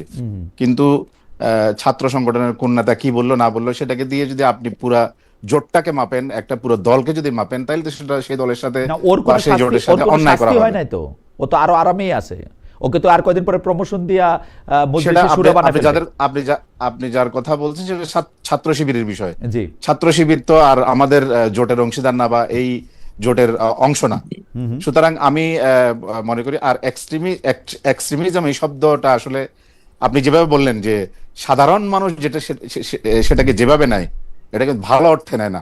সুতরাং আমি মনে করি যে এই ধরনের শব্দগুলো পরিহার করা দরকার। এবং আর আমার ভাই ববি হাজ্জাজ ভাই যে কথাটা বললেন যে আফগানিস্তানের কোনো সরকারি কোনো প্রতিনিধি বাংলাদেশে এসেছেন, কারোর সাথে বৈঠক করেছেন, সেটাকে আমি যদি ভিন্ন দৃষ্টিকোণ থেকে দেখি, যে অন্য কোনো রাষ্ট্রের কেউ যদি এসে এই দেশে যদি এর ধরনের বৈঠক করেন, তাহলে আফগানিস্তানের কেউ যদি এসে বৈঠক করেন তাহলে সমস্যা না, কোথায়? সমস্যাটা কোথায়? তাদেরকে তো মাওলানা ইজার আমি পুরো- বলি, পুরো বিশ্ব স্বীকৃতি মাওলানা ইজার দিয়েছে। আমি সমস্যা আপনাকে আছে। বলি, সমস্যা আছে। কোন একটা দেশের সাথে যদি তার কূটনীতিক সম্পর্ক থাকে, যেমন তালেবান গভর্নমেন্টের সাথে বর্তমান পৃথিবীতে যত দেশ আছে শুধু কূটনীতিক সম্পর্ক আমি দেখি ভারতের আছে। তালেবান পররাষ্ট্রমন্ত্রী ভারতে গেছেন, তাকে লাল গালিচা সংবর্ধনা দেওয়া হয়েছে। তালেবান পররাষ্ট্রমন্ত্রীকে কিন্তু ইসলামী অর্গানাইজেশন মানে ওআইসি যারা আছে, আরব লীগ যারা আছে, বাংলাদেশ, মালয়েশিয়া, তাদের কেউ তাদের সাথে এরকম কোনো সম্পর্ক নাই। সেই জন্যই পররাষ্ট্র মন্ত্রণালয় বলতেছেন তাদের সাথে কিন্তু অফিসিয়াল সম্পর্ক নাই। আমি জনাব মামুনুল হককে জিজ্ঞেস করছিলাম, কিন্তু আপনি যে আফগানিস্তান গেছিলেন সেটা কি হয়ে গেছেন, উনি বলছেন যেহেতু সরাসরি সম্পর্ক নাই, উনি লন্ডনে গেছেন, লন্ডন থেকে আরেকটা এনজিওর মাধ্যমে সেখানে গেছেন। এইটা হচ্ছে সমস্যার জায়গা মাওলানা ইজাহার, আপনি যদি সমস্যাটা না বুঝতে পারেন। সরাসরি সম্পর্ক না থাকলে কি ওনারা বেসরকারিভাবে এই দেশে আসতে পারবেন না? সে আসতে পারবেন ওনাদের কিনা সাথে সেটা কথা বলা আপনি যাবে? বলেন। মানে এটা ববি হাজ্জাজের দিকে আপনি প্রশ্নটা দিয়েন না, আপনি বলেন আসছেন ভালো হয়েছে, আমার সাথেও দেখা হয়েছে, এটা ভালো, সেটা বললেই তো হয়। না, আসলে অসুবিধা কোথায়? আসলে অসুবিধা কোথায়? আমি তো আপনাকে অসুবিধাটা বললাম, স্বাভাবিক কূটনীতিক সম্পর্ক নাই তো, স্বাভাবিক কূটনীতিক সম্পর্ক নাই তো, আছে শুধু ভারতের সঙ্গে। স্বাভাবিক কূটনৈতিক সম্পর্ক না থাকলেও কেউ আফগানিস্তানের বর্তমান সরকারের সাথে একমাত্র ভারতের সাথে স্বাভাবিক কূটনৈতিক সম্পর্ক আছে, পাকিস্তানের সাথে নাই, আমাদের সাথে নাই। না, কূটনৈতিক সম্পর্ক না থাকলেও যদি বেসরকারিভাবে কেউ যদি সফরে আসে তাহলে সেটা আমাদের দেশের গভর্নমেন্ট তো সেটাকে পারমিট করতো না। তো দেশের গভর্নমেন্ট যেহেতু পারমিট করেছে তাই সেই কারণে দেশের উনি গভর্নমেন্ট আসতে বলছে সে পারছেন। জানে না বলছে, সেটা আমি দেশের গভর্নমেন্টকে কি কারণে বলছে জানি না, কিন্তু এটা উনি যে এসেছেন এখানে, উনি আসাটা, উনার কারোর সাথে কথা বলাটা, এটা কি আমাদের দেশের কোনো আইন বিরোধী হয়েছে? বিষয়টি আমার কাছে এরকম? মনে হয় না, আমার কাছে মনে হয় না, আমার কাছে মনে হয় যে ঠিকই আছে, আপনাদের সঙ্গে কথা বলছে, ছবি তুলছে, আপনাদের সাথে বিভিন্ন বিষয় শেয়ার করছে, এটা আমার কাছে ঠিকই মনে হয়। আমার কাছে কোনো সমস্যা মনে হয় না। সমস্যা ববি হাজ্জাজের কাছে মনে হয়েছে, উনি এইটা একটা প্রশ্ন তুলেছেন। আপনি বললেন যে আসলে সমস্যা কোথায়, ঠিক আছে, আসলে সমস্যা নাই, এটা ইটস ওকে, ইটস ফাইন। আমার কাছে মনে হয় যে মানে আমাদের দৃষ্টিভঙ্গির বিষয়। আমরা কিছু কিছু দেশকে বা কিছু কিছু অঞ্চলকে আমরা ভিন্নভাবে ডিফাইন করতে চাই। আমরা না তো সেই শুধু, কারণে আমরা পাকিস্তান, সৌদি আরব, আমরা না কিন্তু শুধু, আমি কারেকশন করি, আমরা পাকিস্তান, অনেকেই করেন না, অনেকে না, কিন্তু কেউ ভারত ছাড়া আফগানিস্তানের সাথে ওরকম আমি জানি না। ববি হাজ্জাজ এগুলির ব্যাপারে খুব আপডেটেড থাকেন, তিনি হয়তো বলতে পারবেন, কিন্তু আমি মাঝখানে একটু কথা বলে নিই। আমাদের একজন দর্শক, ওনার নাম হিজিবিজি 1947, উনি বলছেন খালেদ ভাই ইসলাম নিয়ে আপনার সমস্যা কোথায়? ইনশাল্লাহ আগামীর বাংলাদেশ চলবে শরিয়া আইনে। ভাই, আমার ইসলাম নিয়ে কোনো সমস্যা নাই, আমার কোনো কিছু নিয়ে কোনো সমস্যা নাই, গণতন্ত্র নিয়ে সমস্যা নাই, ইসলামে শরিয়া নিয়ে কোনো সমস্যা নাই। সেই জন্যই আমি জানতে চাই, আপনারা যদি শরিয়া আইনি দেশ চালান, আপনারা বলেন আপনারা শরিয়া আইনি দেশ চালাবেন। আমি আসলেই বলতেছি যে আমি গণতন্ত্রের প্রতি শ্রদ্ধাশীল। বেশিরভাগ মানুষ যদি আপনারা চান বাংলাদেশ শরিয়া আইনে চলুক, শরিয়া আইনে চলতে পারে, আমার কোনো সমস্যা নাই। কিন্তু আমি আসলে বেশরিয়তি কোনো কিছু দেখি না। আমি কিন্তু বেশরিয়তি মানে আমি সেই জন্যই মাওলানা ইজাহারকে প্রশ্ন করেছিলাম যে আপনি কি এখন কোরআন সুন্নাহ বিরোধী কোনো আইন এই মুহূর্তে দেখেন? আমি দেখি না, কিন্তু এটা আমার জ্ঞানের স্বল্পতা হতে পারে। আমরা জনাব ববি হাজ্জাজকে জানতে চাই যে জনাব ববি হাজ্জাজ, আপনি মাওলানা ইজাহারের রেসপন্স দেখলেন যে তিনি বলছেন যে যদি থাকে, আসে, কথা বলে, তাহলে সমস্যাটা কোথায়? আপনি সমস্যাটা আমাদেরকে একটু বলবেন। তার আগে যদি আপনি আমাকে 20 সেকেন্ড সময় দেন, আমি দর্শকদের কাছে যেটা জানতে চেয়েছিলাম সেটা একটু বলি। দর্শকদের কাছে জানতে চেয়েছিলাম, জামাত ইসলামীর সঙ্গে আদর্শিক ঐক্য নয়, হয়েছে শুধু নির্বাচনী সমঝোতা, দাবি করেছেন এনসিপির আহ্বায়ক নাহিদ ইসলাম। প্রিয় দর্শক, এই অবস্থান সঠিক বলে মনে করেন কিনা? এইটা হ্যাঁ মনে করছেন শতকরা 60% দর্শক, না মনে করছেন শতকরা 40% দর্শক। 53,000 ভোটার ভোট দিয়েছেন। জনাব ববি হাজ্জাজ, আপনার কোথায় সমস্যা? যদি আফগানিস্তান থেকে একজন আসেন, তিনি যদি কারোর সাথে কথা বলেন, এটা মানে এটা আপনার কি সমস্যা? দেখেন, জি নিশ্চয়ই। প্রথমত, বাংলাদেশ রাষ্ট্র হিসেবে আফগানিস্তানের রাষ্ট্রের সাথে কি সম্পর্ক, এটা গুরুত্বপূর্ণ, যেটা আপনি উল্লেখ করেছেন ইতিমধ্যে। একই সাথে বাংলাদেশের পররাষ্ট্র মন্ত্রণালয় জানেন এই সফরটার সম্বন্ধে। আফগানিস্তানে উনি নর্মাল একজন সিটিজেন না ভাই, মানে আফগানিস্তানে একজন আলেম এসছেন, মামুনুল হক দেখা করেছেন, মুসা দেখা করেছেন, আমরা দেখা করেছি, ভিন্ন কথা। আলেম আসেননি, কিন্তু একজন স্টেটসম্যান এসেছেন। এবং আফগানিস্তানের foreign policy, specially all of Asia foreign policy যে কন্ট্রোল মানে মেইনটেইন করেন বা কন্ট্রোল করেন, মেইন চিন্তাবিদ এবং মেইন ডিসিশন মেকার, সেই ভদ্রলোক এসেছেন, কিন্তু স্টেট জানে না। তো স্টেট টু স্টেট রিলেশনশিপ কি পার্সন টু স্টেট রিলেশনশিপে পরিণত হবে? এটা একটা বড় সমস্যা। দ্বিতীয়, যদি সমস্যা না দেখে এটা কি প্র্যাকটিক্যালি পসিবল? সরকার না জানলে কি এটা? জনাব ইজাহারের সাথে আমি একদম একমত। সরকারের না জানে কি এটা আসা সম্ভব? মানে আমরা গেলেও তো সরকার সরকার বলেছে। আচ্ছা, দ্বিতীয় জিনিস আসে না ভাই, আপনি অনেক কিছু মনে করতে পারেন, এগোন, কাউকে কারোর ফিলিংস হার্ট না করে আমি বলতে চেষ্টা করছি আমরা সবাই ভিন্ন জিনিস চাই, ভিন্ন জিনিস মনে করি, বাট বাংলাদেশ আফগানিস্তান হোক না ভাই, আমি এটা চাই না।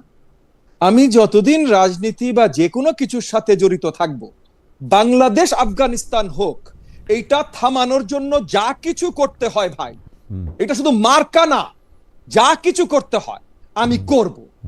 এবং আমি এই জোট সম্বন্ধে একটা কথা বলি, এই যে খালেদ আপনি বললেন যে নারীদের মর্যাদা এন্ড হোয়াট নট, এই জোটে জেএসডি রব যুক্ত হয়েছে।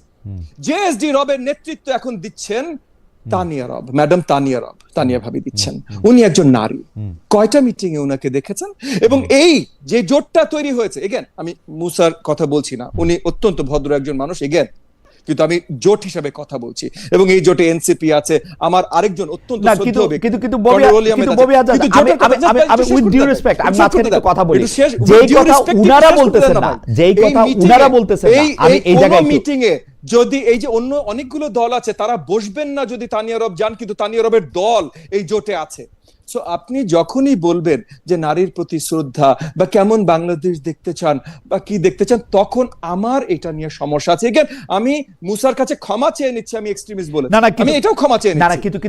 আমি মিন করেছি, আমি এটাও পরিষ্কার করতে চেষ্টা করেছি যে লিবারাল ডেমোক্রেসি থেকে যখনই আপনি ভিউ করবেন অন্য যে কোনো জায়গায়, আমি কিন্তু আমার কাছে ভাই অ্যাকসেপ্টেবল না। লিবারাল ডেমোক্রেসি থেকে, লিবারাল ডেমোক্রেসিতে আপনি লেফট হন, রাইট হন, সেন্টার হন, কোন অসুবিধা নেই। আমাকে প্রশ্নটা করতে দেন। জি জি জি, যেইখানে জনাব মুসা বিন ইজহার এখানে উপস্থিতি আসেন, জামাতে ইসলামের অন্যান্য নেতৃবৃন্দকে আমরা শুনছি, তারা বলতেছেন না কিন্তু একবারের জন্য তারা এটা আফগানিস্তান বানাবেন। আপনি কেন বলতেছেন যে তারা আফগানিস্তান বানাবেন? আফগানিস্তানের সাথে ওনলি বিকজ তারা আফগানিস্তানের সম্বন্ধে কথা বলছেন, তারা অন্তত না না না, আমি বুবি হাজ্জাজ ভাইয়ের এই কথাটাকে আমি অন্তত ইউরোপিয়ান আমেরিকান বহু লোকের সাথে ওনারা কথা বলেন, তারা তো দেশটা ইউরোপ আমেরিকাও বানাতে চায় না। আপনি আফগানিস্তানের নেতা নিয়ে কথা বললেন, প্লাস যেই নেতার সাথে ছবি এসেছে সেই নেতার বক্তব্য আছে, সেই নেতার বক্তব্য আছে ভাই আফগানিস্তান। আমি এই ক্ষেত্রে ববি হাজ্জাজ ভাইকে বলবো যে আমার মুসা ভাইয়ের এই ধরনের বক্তব্য নাই, জামাতের থেকে এই ধরনের বক্তব্য নাই, কিন্তু উনার এই ধরনের বক্তব্য আছে ভাই, যার সাথে বসেছে, যার সাথে ছবি দেখেছে। না সেটা উনার ইরাদা হইতে পারে, সেটা উনার মনের গহন করে, কিন্তু বাংলাদেশের নেতারা তো বাংলাদেশের নেতারা তো এটা বলতেছে না। দেখেন ইসলামী আন্দোলন পরিষ্কার করে বলেছে, দেখেন ভাই ইসলামী আন্দোলনের নেতৃত্ব পরিষ্কার করে বলেছে যে শরিয়া খিলাফতের স্টেট হবে যদি ওনারা নির্বাচন জেতে। যার কথা বলছি বাংলাদেশ খিলাফত মজলিস, তারা পরিষ্কার করে বলেছে যে আপনার শরিয়া আইন খিলাফতের দেশ হবে তারা যদি নির্বাচনে জয় হয়। জামাত ইসলাম এটা বলে নাই, আমার ভাইয়ের দল নিজাম ইসলাম এটা বলে নাই, অনেকগুলো দল বলে। আমার একটা ভয় আছে লিবারাল ডেমোক্রেসি থেকে এখানে এটা আমার ভয় আমি ব্যক্ত করছি। আমার ভাই ববি হাজ্জাজ ভাই মানে কাউকে কারোর বিরুদ্ধে কথা বলছেন কিছু না, আমার ভয় আমি ব্যক্ত করছি। একটু মুসা বিন ইজহারকে কথা বলতে দেন। ববি ভাই বেশ একটা কথা বলেছেন, যেমন বলেছেন যে লাস্ট যে কথাটা বললেন যে বাংলাদেশ খেলাফত মজলিস ক্ষমতায় গেলে তারা ইসলামিক স্টেট কায়েম করবে, শরিয়া আইন চালু করবে, এবং ইসলামী আন্দোলন ক্ষমতায় গেলে তারা ইসলামিক স্টেট কায়েম করবে, শরিয়া আইন কায়েম করবে। এই বিষয়গুলো এই নির্বাচনকে কেন্দ্র করে যে সমঝোতার যে জোট, এই জোটকে কেন্দ্র করে কিন্তু এই বক্তব্যগুলি ওনারা দেন নাই। ইসলামী আন্দোলন বা বাংলাদেশ খেলাফত মজলিস যারা সম্পূর্ণ ইসলামিক রাজনীতি চর্চা করেন, আমরা সহ, আমরা যদি এই দেশে জনগণকে আমরা যদি দাওয়ার মাধ্যমে আমাদের যে রাজনীতি, আমরা সেই রাজনীতির মাধ্যমে যদি আমরা জনগণকে সেদিকে আনতে পারি এবং জনগণ যদি আমাদেরকে অ্যাকসেপ্ট করে, তাহলে তখন আমরা ইসলামী আইন কায়েম করব, শরিয়া আইন কায়েম করব জনগণের সেন্টিমেন্ট নিয়ে, এবং সেটার জন্য আমরা কাজ করে যাচ্ছি নির্লজ্জভাবে। এটা একটা বিষয়। আরেকটা বিষয় যেটা আমার ভাই বললেন যে আফগানিস্তানের ব্যাপারে, আমি একটু শেষ করে নিই। আফগানিস্তানের ব্যাপারে আমার মনে হয় ওনাদের দৃষ্টিভঙ্গিগত সমস্যা আছে, যে আফগানিস্তান দেখলেই যে আমরা একরকম মনে করি, এবং এই যে কথাটা বললেন যে আমরা এই দেশকে আফগানিস্তান হিসেবে দেখতে চাই না, আমি মনে করি যে উনি যার দিকে ইঙ্গিত করলেন আমাদের মামুনুল হক ভাই সহ কেউ আমরা এই দেশকে বাংলাদেশকে আমরা আফগানিস্তান বানাবো বা কেউ বলেছেন এটা আমার জানা নাই। আমরা কেউ আমি আপনাকে পাঠিয়ে দিব, আপনাকে খালেদ সাহেবকে বাংলাদেশকে বাংলাদেশ হিসেবে দেখতে চাই, আমরা বাংলাদেশকে আফগানিস্তান হিসেবে দেখতে চাই না, আমরা এই দেশটাকে গড়তে চাই। যারা মনে এই সব এটার জন্য আপনি অভিনন্দন পাবেন, কিন্তু আমার এটা প্রশ্নের জবাব দেন তো মাওলানা মুসা বিন ইজহার। ধরেন বাংলাদেশে এখন পলিটিক্যালি অন্যরকম একটা গভর্নমেন্ট আছে যারা শরিয়া সাপোর্ট করে না, কথার কথা, কিন্তু বাংলাদেশে আমি কোরআন সুন্নাহ বিরোধী কোনো আইন দেখি না, কিন্তু পৃথিবীর যেই সব দেশে ইসলামিক আইনই নাই, মুসলমানদের সংখ্যাগরিষ্ঠতাও নাই, সেইখানে গিয়া একটা মুসলমানের শরিয়া মানতে তো কোনো অসুবিধা হয় না। বাংলাদেশে কেন এটা রাষ্ট্রীয়ভাবে নিশ্চিত করতে হবে? যেইখানে বাংলাদেশে কোরআন আছে, এই মুসলমানদের জন্য মাননীয় সর্বোচ্চ আইন, সেখানে বাংলাদেশের লোক চুরি, বাটপারি, বদমাইশি এগুলি করে কেমনে? মানে আপনি রাষ্ট্র দিয়ে এই আইন করার আগে আল্লাহই তো আইন দিয়ে রাখছে, প্রত্যেকটা ঘরে ঘরে সেই আইনের বই আছে, তারপরে করে কেমনে চুরি বাটপারিগুলা, মিথ্যা কথাগুলি বলে কেমনে, ভাইয়ের সম্পত্তি নেয় কেমনে? যে প্রশ্নটা আপনি করেছেন একটা ডিফারেন্ট আলোচনা। না না, এই আলোচনাটা আপনি করেন কেন? আমি আপনার বলতেছি, আপনি বলতেছেন যে বাংলাদেশের মানুষরা শারিয়া আইন চাইলে বাংলাদেশে শারিয়া আইন হবে। শারিয়া আইন তো ওর চাওয়ার দরকার নাই, শারিয়া আইন তো অলরেডি আছে, কোরআন তো আছে, ওইটা ফলো করে না কেন? কই আছে? না, কোরআন তো আছে, ও চুরি করার সময় নাই, কোরআনে নাই যে তুই চুরি করতে পারবা না, ও করে কেন? সেটা আছে, সেটা তো জনগণ বা সাধারণ মানুষ সেটাকে সেভাবে অ্যাকসেপ্ট করতেছে না। কে বলছে আমরা সেভাবে চর্চা করছি না? কে বলছে আমরা শরিয়াকে বাংলাদেশে যারা, বাংলাদেশে আমার ডেটা শুনেন, বাংলাদেশে যারা সরকারি চাকরি করতেছে তাদেরও 90% মুসলমান এবং তাদেরও 90% ঘুষ খাচ্ছে। এখানে কিছু বিষয় আছে, আমরা ইবাদতের ক্ষেত্রে মনে করেন যে আমাদের যে প্র্যাকটিস, আপনি আলাদা শরিয়া আইন করে তাকে কেন? আমার শরিয়া আইনে কিন্তু কোনো প্রবলেম নাই, আমি আবার বলি আমার শরিয়া আইনে কোনো প্রবলেম নাই, কিন্তু আমার শরিয়া মানতে শরিয়া আইন লাগে না। আমেরিকায় আছি, এখানে শরিয়া আইন নাই, কিন্তু আমি কিন্তু চুরি করি না, যেহেতু চুরি করা ধর্মে নিষেধ। না, চুরি না করা এক জিনিস, আবার চুরি করলে চুরির শাস্তি দেওয়া, এটা শাস্তির কথা আপনি বাদ দেন, শাস্তি তো বইয়ে আছে। তো আমি তো কইতেছি যে আমি মুসলমান, তাহলে আমি চুরি, ঘুষ, সুদ এগুলি কেমনে করতেছি? আমরা তো বলছি যে আমরা টোটাল শরিয়াকে আমরা রাজনৈতিক যে গোল আমাদের, সেই গোল যদি আমরা অর্জন করতে পারি, তখন আমরা টোটাল শরিয়াকে আমরা কার্যকর করব। টোটাল শরিয়া সেটা তো একটা ভিন্ন বিষয়। না, টোটাল শরিয়া নিয়ে আপনার সঙ্গে আমার একটা আলাদা আলোচনা হবে, কারণ টোটাল শরিয়াতে আলাদা আলোচনা, টোটাল শরিয়াতে আপনি অনেক কিছু এটার সাথে অন্তর্ভুক্ত করতে হবে, এবং টোটাল শরিয়া বলতে কি বুঝায়, কোন দেশে আছে, কোন সময় ছিল, কোন সময় থেকে আপনি এটা শুরু করবেন, সেগুলি না বহু ঝামেলা আছে। আমি বলতেছি এই যে আলোচনাটাই ভিন্ন বিষয়। হ্যাঁ, আমরা 90% মুসলমান, তো আমাদের জন্য তো আইন আছে। আমরা যদি আইন মানার ক্ষেত্রে সত্যবাদী হইতাম, তাহলে আমি কেমনে মুসলমান হয়েও এই অন্যায়গুলি করতেছি আপনি আমাকে বলেন না। আমি আইন আদালত রিপোর্ট করতে গিয়ে দেখছি 90% দেওয়ানি মামলা হচ্ছে আপন ভাই, বোন, বাবা মার বিপক্ষে। সেই কারণেই তো আমরা আর কি, এই কারণেই তো আমরা জনগণকে শরিয়া আইনের আওতায় আনার জন্য আমরা এই কারণে মানুষের ভিতরে শরিয়ার প্রতি সাপোর্ট আছে, কিন্তু শরিয়াকে চর্চা করার বা দ্বীনকে চর্চা করার, ইসলামী আইনকে চর্চা করার, শরিয়া চর্চা করতে হলে রাষ্ট্রীয় আইন লাগবে। আপনি যে কথাটা বলেন, একজন মানুষ চুরি করবে কেন, মিথ্যা কথা বলবে কেন, এই বিষয়গুলি তো মানুষ সাধারণভাবে মানুষ তো এটাকে পালন করে না, বা মিথ্যা কথা বললে বা চুরি করলে আল্লাহরে ভয় পায় না, এখন জামাতে ইসলামের ভয় পাবে না। জামাত ইসলামকে কেন ভয় পাবে? কারণ জামাত ইসলাম এখন প্রেসিডেন্ট, কারণ জামাত ইসলাম এখন প্রধানমন্ত্রী না, নেজাম ইসলামী এখন প্রধানমন্ত্রী, এজন্য আল্লাহরই ভয় পায় না, নেজাম ইসলামের ভয় পাবে। মানুষের ভিতরে সেই বোধটা আমাদের তৈরি করতে হবে, মানুষের ভিতরে সেই বোধটা আমাদের তৈরি করতে হবে। আমরা সেটা নিয়েই আমরা কাজ করছি। এইটার জন্য আপনার দাওয়াতের মাধ্যমে আমাদের সেই বোধটা আমাদের তৈরি করতে হবে, যাতে করে মানুষ সেই শরিয়ার সেই স্পিরিটটাকে মানুষ একদম রুট লেভেল পর্যন্ত ধারণ করে। এইটার জন্য রাষ্ট্রীয় ক্ষমতা কতটা জরুরি? অবশ্যই জরুরি। এটার জন্য রাষ্ট্রীয় ক্ষমতা থাকলেই তো এটাকে ভালোভাবে ইমপ্লিমেন্ট করা যাবে। রাষ্ট্রীয় ক্ষমতা ছাড়া আপনাদের কথা কেউ শুনতেছে না। রাষ্ট্রীয় ক্ষমতা থাকলে যেভাবে শুনে, রাষ্ট্রীয় ক্ষমতা না থাকলে সেভাবে শুনে, এটা তো স্বাভাবিক বিষয়। আমার কাছে এই ব্যাপারটা নিয়ে আমি একটু আপনাকে ধন্যবাদ জানাব মাওলানা মুসা বিন ইজাহার, খুব সুন্দর করে এটার মধ্যে এটা বলছেন, কিন্তু আমি জনাব ববি হাজাজের কাছেও জানতে চাইবো যে আপনার কথা শুনলেও মনে হয় যে এমপি না হইলে মনে হয় বাংলাদেশের মানুষের জন্য আসলে আর কোনো কিছু করার যায় না। মানে আমি বাংলাদেশের রাজনীতিতে এই কয়দিন ধরে একটা দিতেছি যে সবাই এমপি হইতে চাইতেছে, মানে এটা পলিটিশিয়ান হোক, এইটা একজন একাডেমিশিয়ান হোক, বিপ্লবী হোক, সবারই হচ্ছে এমপি হইতে হবে। মানে এটা কিন্তু আজকে শুরু হয় নাই। শেখ হাসিনা যেহেতু নায়ক, গায়ক, গায়িকা, নায়িকা অনেককে এমপি করছেন, এতে করে মনে হয়েছে যে বাংলাদেশের আসলে এমপিটাই হইতে হবে। আমি এটা নিয়ে আপনার একটু বক্তব্য শুনতে চাই জনাব ববি হাজাজ। আমি ধরে নিচ্ছি আপনার শেষের দিকে চলে এসেছে, আমি শর্ট করব। পয়েন্ট হলো আপনার দীপু হত্যাকাণ্ড, প্রথম আলো আগুন, ডেইলি স্টার আগুন, এই সবকিছু যে ঘটনাগুলো ঘটেছে, এগুলো কিসের বহিঃপ্রকাশ? কোন তৌহিদি জনতা কোত্থেকে আসলো, কে অর্গানাইজ করলো, কিভাবে করলো? এই জিনিসগুলো যতক্ষণ পর্যন্ত পরিষ্কার না, এবং এই জিনিসগুলোর উত্তর যতক্ষণ পর্যন্ত আমরা পাই নাই, ততক্ষণ পর্যন্ত সরকার পরিচালনা সঠিকভাবে করতে পারাটা বা করতে পারার জায়গায় যাওয়াটা আসলেই একটা যুদ্ধ বলে ভাই আমি মনে করি। আপনার যদি মনে হয় বা আপনার দর্শকদের যদি মনে হয় যে ববি হাজাজ এমপি হওয়ার লোভে সব লুটাই দিছে, কোনো অসুবিধা নেই ভাই, কোনো অসুবিধা নেই। আমি যদি ভুল প্রমাণিত হই, ভুল প্রমাণিত হবো আগামীতে যেয়ে। তবে আগামীতে যেন কোনো দীপু হত্যাকাণ্ডের আশেপাশে কোনো ঘটনা না ঘটে, আগামীতে যেন কোথাও আগুন না জ্বলে তৌহিদি জনতার নামে, আগামীতে যেন মহিলারা ফুটবল খেলতে গেলে সেটাতে আক্রমণ না হয়, এইটা আমি মনে করি ভাই বাংলাদেশকে ভালোবেসে, এই দেশ জাতিকে ভালোবেসে, রাজনীতিতে 13 বছর 14 বছর বহুত ত্যাগ স্বীকার করেছি, এই ত্যাগগুলো মাগনা স্বীকার করি নাই ভাই। লিবারেল ডেমোক্রেসি যেন বাংলাদেশে সঠিকভাবে ইস্টাবলিশড হয়, প্রত্যেকের অধিকার যেন সঠিকভাবে পালন হয়, বাংলাদেশ যেন কোনো মতে আফগানিস্তান টাইপের দেশ না হয়, এইটা আমি যতদিন বেঁচে আছি ভাই আমি ততদিন এটার জন্য কাজ করবে। এটার জন্য গালি দেন, এটার জন্য ছোট হয়ে, এটার জন্য যা ইচ্ছা যে ইচ্ছা বলেন ভাই, যে এমপি হওয়ার লোভ, এইটা হওয়ার লোভ, যেইটা বলেন ভাই, এবং এমপি হবে এটার কোনো গ্যারান্টি নাই, বুঝছেন? সো এই জায়গা থেকে আমি কাজ করছি, আমি কাজ করতে থাকবো। খালেদ, আপনার ভাই হিসেবে আমাকে পছন্দ হয়, আপনি আজকে ভালো বলবেন, কালকে যদি অপছন্দ হয় আপনি আমাকে জানাবেন।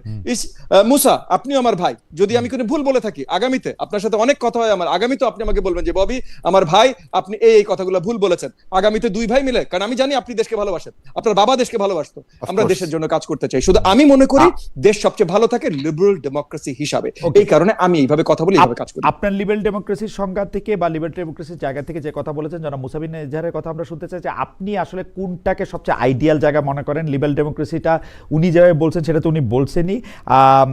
আমরা খালি দর্শকদের একটা শেষ মতামত জনাব মুসা বিন ইজহার আপনার কথা শুরুর আগে একটু বলতে চাই। উনি বলতেছেন, ওনার নাম শাহিনুর ইসলাম, উনি বলছেন যে খালেদ ভাই কোরআন সব মুসলিমের ঘরে আছে কিন্তু কেয়ামতের ভয় কজনের মনে আছে, তাই কোরআনের আইন রাষ্ট্রীয়ভাবে প্রয়োগ করতে হবে, এটা ওনার মতামত। আমি একটু জনাব মুসা বিন ইজহারের কাছে জানতে চাই যে জনাব ববি হাজ্জাজ লিবারেল ডেমোক্রেসির কথা বললেন, যেখানে সব মত সব পথের একটা অধিকার হবে। আমি লিবারেল ডেমোক্রেসি বলতে বুঝি সব মানুষের অধিকার সমান হবে, মানে আপনার মতো জ্ঞানী হইলেও সমান হবে, ববি হাজ্জাজের মতো একাডেমিক হইলেও সমান হবে, আমার মতো মূর্খ হইলেও সমান হবে, সবার জন্য আসলে সব মানুষের অধিকার সমান হবে। সেটা আপনি কি মনে করেন যে মানে মানুষের অধিকার আসলে কেমন হওয়া উচিত জনাব মুসা বিন ইজহার? জি, প্রথম কথা হলো যে মানুষের অধিকার নিশ্চিত করার জন্যই তো ইসলাম এসেছে, মানে সমান অধিকার কিনা, সমান অধিকার সবচেয়ে বেশি ন্যায্য অধিকার দিয়েছে ইসলাম সবাইকে। আচ্ছা। যার যে অধিকার হওয়া উচিত ইসলাম সেই অধিকারটা দিয়েছে। আর এখানে আমার ভাই ববি হাজ্জাজ ভাই যে কথাগুলি বললেন, যে উনার কথার যে ধরন, উনি হয়তো সরাসরি ইঙ্গিত করেন নাই, কিন্তু কথার ধরন থেকে যেটা বোঝা যায় যে এই যে রিসেন্টলি যে সমস্ত এক্সট্রিমিস্ট কাজগুলি হয়েছে আমাদের, রিসেন্টলি কোথাও জ্বালা পোড়াওয়ার কথা বা হত্যাকাণ্ড, এইসব বিষয়গুলির সাথে তো আমরা বা আমাদের জোটের যারা অংশীদার তাদের সাথে কেউ জড়িত নয়। এই যে কাজগুলি হয়েছে, এই কাজগুলি যে অন্য কোনো পক্ষ এগুলির পিছনে ছিল না, এটা আমি কিভাবে নিশ্চিত হলাম? যে ইসলামের নাম দিয়ে বা তৌহিদি জনতার নাম দিয়ে এখানে তো যারা ইসলামকে পছন্দ করে না এই ধরনের কোনো শক্তি এটার পিছনে থাকতে পারে। আমরা মনে করি এই সমস্ত কাজগুলি দেশের বিরুদ্ধে অস্থিতিশীলতা তৈরি করে, দেশের বিরুদ্ধে একটা ষড়যন্ত্র। আমরা যারা ইসলাম চর্চা করি বা ইসলামী রাজনীতি করি, আমরাও এই দেশের জনগণের বিরুদ্ধে বা যারা সহিংসতার যে রাজনীতি, সে রাজনীতিকে আমরা সমর্থন করি না। আমরা চাই যে এই দেশের সকল মানুষ তাদের অধিকার সঠিকভাবে তারা চর্চা করবে, ভোগ করবে। এবং এই কারণেই আপনি দেখেছেন যে কিছুদিন আগে যখন বাংলাদেশে বিভিন্ন মন্দিরগুলিতে হামলা হয়েছে, সেখানে এই দেশের যারা ওলামায়ে কেরাম বা ইসলামপন্থী জনতা, তারাই সর্বপ্রথম বিভিন্ন মন্দিরগুলিকে প্রটেক্ট করার জন্য তারা সামনের সারিতে এসেছিল। সুতরাং আমরা এই দেশে সকল জনগণ, সকল ধর্মের, সকল মতের, সকল জনগণের সমান অধিকার এবং ইনসাফ ভিত্তিক ন্যায্য অধিকার প্রতিষ্ঠা করার জন্য আমরা এই কথা বলি। আপনি যেটাকে লিবারেল ডেমোক্রেসি হিসেবে ব্যাখ্যা করছেন, আমরা মনে করি তার চেয়েও বেশি ইসলাম যেই অধিকার দিয়েছে, ন্যায্য অধিকার দিয়েছে, সেটাই মানুষের জন্য সবচেয়ে বেশি কল্যাণকর এবং উপকারী। আমরা সেটাকেই বাস্তবায়ন করতে চাই। আর ইসলামিক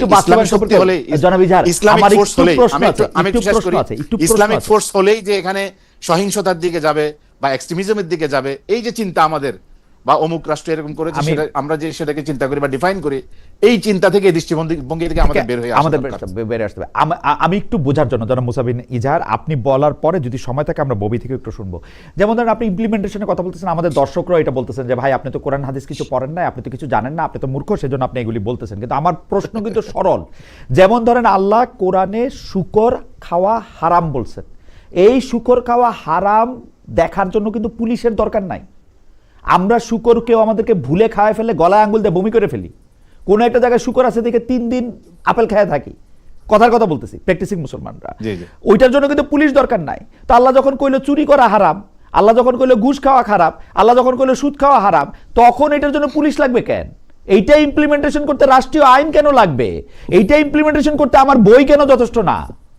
আপনি কি এইটা আমাকে একটু বলবেন? মানে আমার শুকর খাওয়া হারাম, এইটা তো আপনি আমারে পুলিশ দিয়ে দেখেন না তো, আমাকে দেখেন। আপনি তো এই বোধটা জনগণকে দিতে পারেন নাই, এই শিক্ষাটা জনগণকে দিতে পারেন নাই। কারণ আমাদের শিক্ষা ব্যবস্থাটা তো আপনি যেই চেতনার কথা বলতেছেন, সেই চেতনা তো আমাদের শিক্ষা ব্যবস্থা ধারণ করে না। এই জন্যই তো ক্ষমতায় যাওয়া দরকার, যে শিক্ষা ব্যবস্থার সংস্কার, জনগণের যে ব্যাপক জনগণের শিক্ষা ব্যবস্থা দেখাতে পারবেন যে শিক্ষা ব্যবস্থার মধ্যে চুরি, দুর্নীতি, ভাইয়ের বাচ্চার সম্পত্তি, এতিমের সম্পত্তি, আমানতের খেয়ানত করার কথা বলা হয়েছে একটি শিক্ষায়? না, বলা হয় নাই, কিন্তু ইসলাম বা কোরআন যেভাবে সুন্দর করে উপস্থাপন করেছে, বা মানুষের ভিতরে ইসলামী শিক্ষার মাধ্যমে এই চেতনাটা, নৈতিকতাটা যেভাবে ভালোভাবে প্রসারিত হয়, সেটা তো অন্য শিক্ষা ব্যবস্থায় হয় না। এটা শুধু রাষ্ট্রীয় কাঠামোর মধ্যে আসলেই এটা ও শিখবে। ওরে এতবার করে বলা হয়েছে, এত অ্যাপ আছে, এত ও আর এটা শিখতেছে না। আপনি যেমন আপনি কোরআনের কথা বললেন, যে কোরআনের মধ্যে এইসব বিষয়গুলো আছে, এটা আমরা কোরআনে আছে কিন্তু আমরা ধারণ করি না কেন? কোরআনে এই বিষয়গুলো আছে, এটা কয়জন জানে? কয়জন কোরআন জানে? না আমি জানি, আমি এটা মাওলানা ইজার, আমি আপনাকে এনশিওর করতেছি বাংলাদেশের সব মানুষ জানে যে ইসলামে চুরি করা মহাপাপ, ইসলামে ঘুষ খাওয়া মহাপাপ, বাংলাদেশের সব লোক জানে। এটা তো আপনি একটা জেনারেল কথা বললেন। না আপনি একটা লোক যদি না জানে, আমি চ্যালেঞ্জ করলাম, একটা লোক যদি না জানে যে ইসলামে বোধহয় চুরি করা মহাপাপ না, একটা লোক যদি এটা জানে যে ইসলামে বোধহয় চুরি করতে এনকারেজ করা হয়েছে, না একটা খারাপ কাজ করতে এনকারেজ করেছে, সব মানুষ জানে, বলেছে সব মানুষ জানে, সব ধর্ম না, ইসলামে পার্টিকুলারলি বলা হয়েছে, এটা বাংলাদেশের সব মানুষ জানে। না, শুধু একটা আপনি তো একটা বিষয়, শুধু একটা বিষয়কে বলতেছেন বা গণ একটা বিষয় বলছেন। সামগ্রিকভাবে এই মূল্যবোধটা তৈরি করার জন্য, জনগণের ভিতরে এই মূল্যবোধটা তৈরি করার জন্য শিক্ষা ব্যবস্থাটাও তো একটা গুরুত্বপূর্ণ ভূমিকা পালন করে। সেই সব কারণে শিক্ষা ব্যবস্থা সহ আমাদের যে সংস্কৃতি, সেই সংস্কৃতিটাকে মানুষের ভিতরে যে ন্যায়বোধ তৈরি করা, ইনসাফের যে চেতনা, এটাকে তৈরি করার জন্য ইসলামী শিক্ষা এবং বা সরকার আমরা যেহেতু মাওলানা আজহারকে অনেকক্ষণ শুনলাম, আরো দুইটা কমেন্ট পড়ি। একটা কমেন্টের মধ্যে একজন উনি বলছেন, মহিউদ্দিন স্যার আপনার কি সৎ সাহস আছে জনাব মিজানুর রহমান আজহারীকে নিয়ে একটা শো করার? আমি জনাব মিজানুর রহমান আজহারীকে আমার শোতে আমন্ত্রণ জানিয়েছিলাম, এখনো আবার জানাচ্ছি, তিনি যে কোনো সময়, তার সময় হলে, তিনি অনেক ব্যস্ত মানুষ, সময় হলে নিশ্চয়ই আমি তার সাথে কথা বলতে চাইবো। আমি জনাব ববি হাজ্জাজ, আমি আরেকজন দর্শকের মন্তব্যের উপর আপনার একটা 1 মিনিটের মন্তব্য শুনতে চাই। সেই দর্শক আমাকে বলছেন, তার নাম শামীম আফরিন, আমার তার কথাটা মানে গুরুত্বপূর্ণ মনে হয়েছে বলে এটা আমি পড়ছি, যে ইসলামের সৌন্দর্য দেখতে পাবেন কেবলমাত্র ইসলাম প্রতিষ্ঠা হলেই। কোরআনের আলোকে দেশ চলে কি? আগে কোরআনের আলোকে চলতে দেন। আমি শুধু একটা জায়গা বলি, যে কোরআনের আলোকে দেশকে চলতে দেওয়ার আগে মানুষের চলা উচিত না? মানুষের উচিত না কোরআন আলোকে চলার? মানে একটা দেশ চলতে শুরু করলেই মানুষ চলতে শুরু করবে? কোরআন তো সব মানুষের জন্যই ভাই, সব মানুষের ঘরেও আছে, আপনি তো একটু খুইল্লা পুইরাও দেখবেন, নাকি যখন আপনারা এসে মাইর দিবে, চুরির জন্য হাত কেটে দিবে, অনলি দেন আপনি চুরি করা বন্ধ করবেন? এগুলি কি হিসাব আমি বুঝি না। কিন্তু জনাব ববি হাজ্জাজ, আপনি একটু আমাকে একটু আলোকিত করেন তো, যে মানে এইটা কিরকম, যে কোরআনের আলোকে চলতে ইসলাম প্রতিষ্ঠিত হইলেই শুধু এটা বোঝা যাবে যে এটা ঠিক আছে? প্রথমত, পবিত্র কোরআনের ইন্টারপ্রিটেশনের জন্য আমরা সবসময় চোখ রাখি বিশিষ্ট আলেমগণদের প্রতি, উনারা আমাদের জানাবেন। তবে পবিত্র কোরআন পরম করুণাময় আল্লাহ তাআলা ডিরেক্টলি আমাদেরকে দিয়েছেন। পবিত্র কোরআনের ভিত্তিতে শারিয়া আইন, এইটা হিউম্যান ক্রিয়েশন। এগেন, আমি ভালো বন্ধুর কথা বলছি না, অবভিয়াসলি এক একটা স্টেট এটা ওভার গত 1400 বছরে এক একটা স্টেট এক একটা সময় এক এক ভাবে এটার প্রয়োগ করেছে। এখনো ডিফারেন্ট আপনার হাউসেস আছে, হানাফি, হানবালি, শাফি, এবং এটারও মানে আপনি হানাফি ধরেন 17th সেঞ্চুরি আপনার মুঘল এম্পায়ারে কি হয়েছে আর আপনার অটোমান এম্পায়ারে কি হয়েছে, কমপ্লিটলি ভিন্ন, জায়গা টু জায়গা ভিন্ন। সো আপনি এক ক্যাটাগরিতে জাস্ট আপনি বলে দিবেন আর কি শরিয়া আইন, সেটারও ব্যাখ্যা দিতে হবে। এবং আমি ধরেই নিচ্ছি যে সেখানেও অনেক মতবিরোধ হবে, অনেক আলোচনার সামনে যে হতে পারে। সো এই আলোচনাগুলো আমরা আলেম মানে বিজ্ঞ আলেমগণদের জন্য রাখছি, আমি তাদের কাতারে পড়ি না ওকে, এবং ঠিক তাদের আছে, ভিতরে থ্যাংক ইউ সো অনেক মাচ, বিরোধ আছে, অনেক চিন্তা আছে। Thank you so much. আমাদের আর একদমই সময় নেই, 1 মিনিট যদি মাওলানা ইজাহার আপনি কথা বলেন, সরি মানে আমরা আপনি আপনার অন্য অনুষ্ঠান আছে, তবু আপনাকে আমরা একটু আটকে রেখেছি, কারণ আপনার মতো এত সহনশীল হয়ে আমাদের মতো যারা এই বিষয়গুলি জানি না তাদের কথা শুনতে আমি খুব বেশি মানুষকে দেখি নাই, সেই জন্য আপনাকে একটু বেশি সময় একটু আটকে রাখলাম। মাওলানা ইজাহার, আপনি যদি আমাদের আজকে শেষ কথা বলেন, আমরা আর কোনো প্রসঙ্গে যাচ্ছি না। অনেক অনেক অনেক অনেক ধন্যবাদ আপনাকে। সর্বশেষ কথা হচ্ছে, আপনার মাধ্যমে আমরা দেশের মানুষের কাছে আবেদন রাখতে চাই যে আগামী দিনে যে বিগত সময়ে যে জুলাই বিপ্লব সংগঠিত হয়েছে, দেশের মানুষ দীর্ঘ সময় ধরে তারা অধিকার থেকে বঞ্চিত ছিল।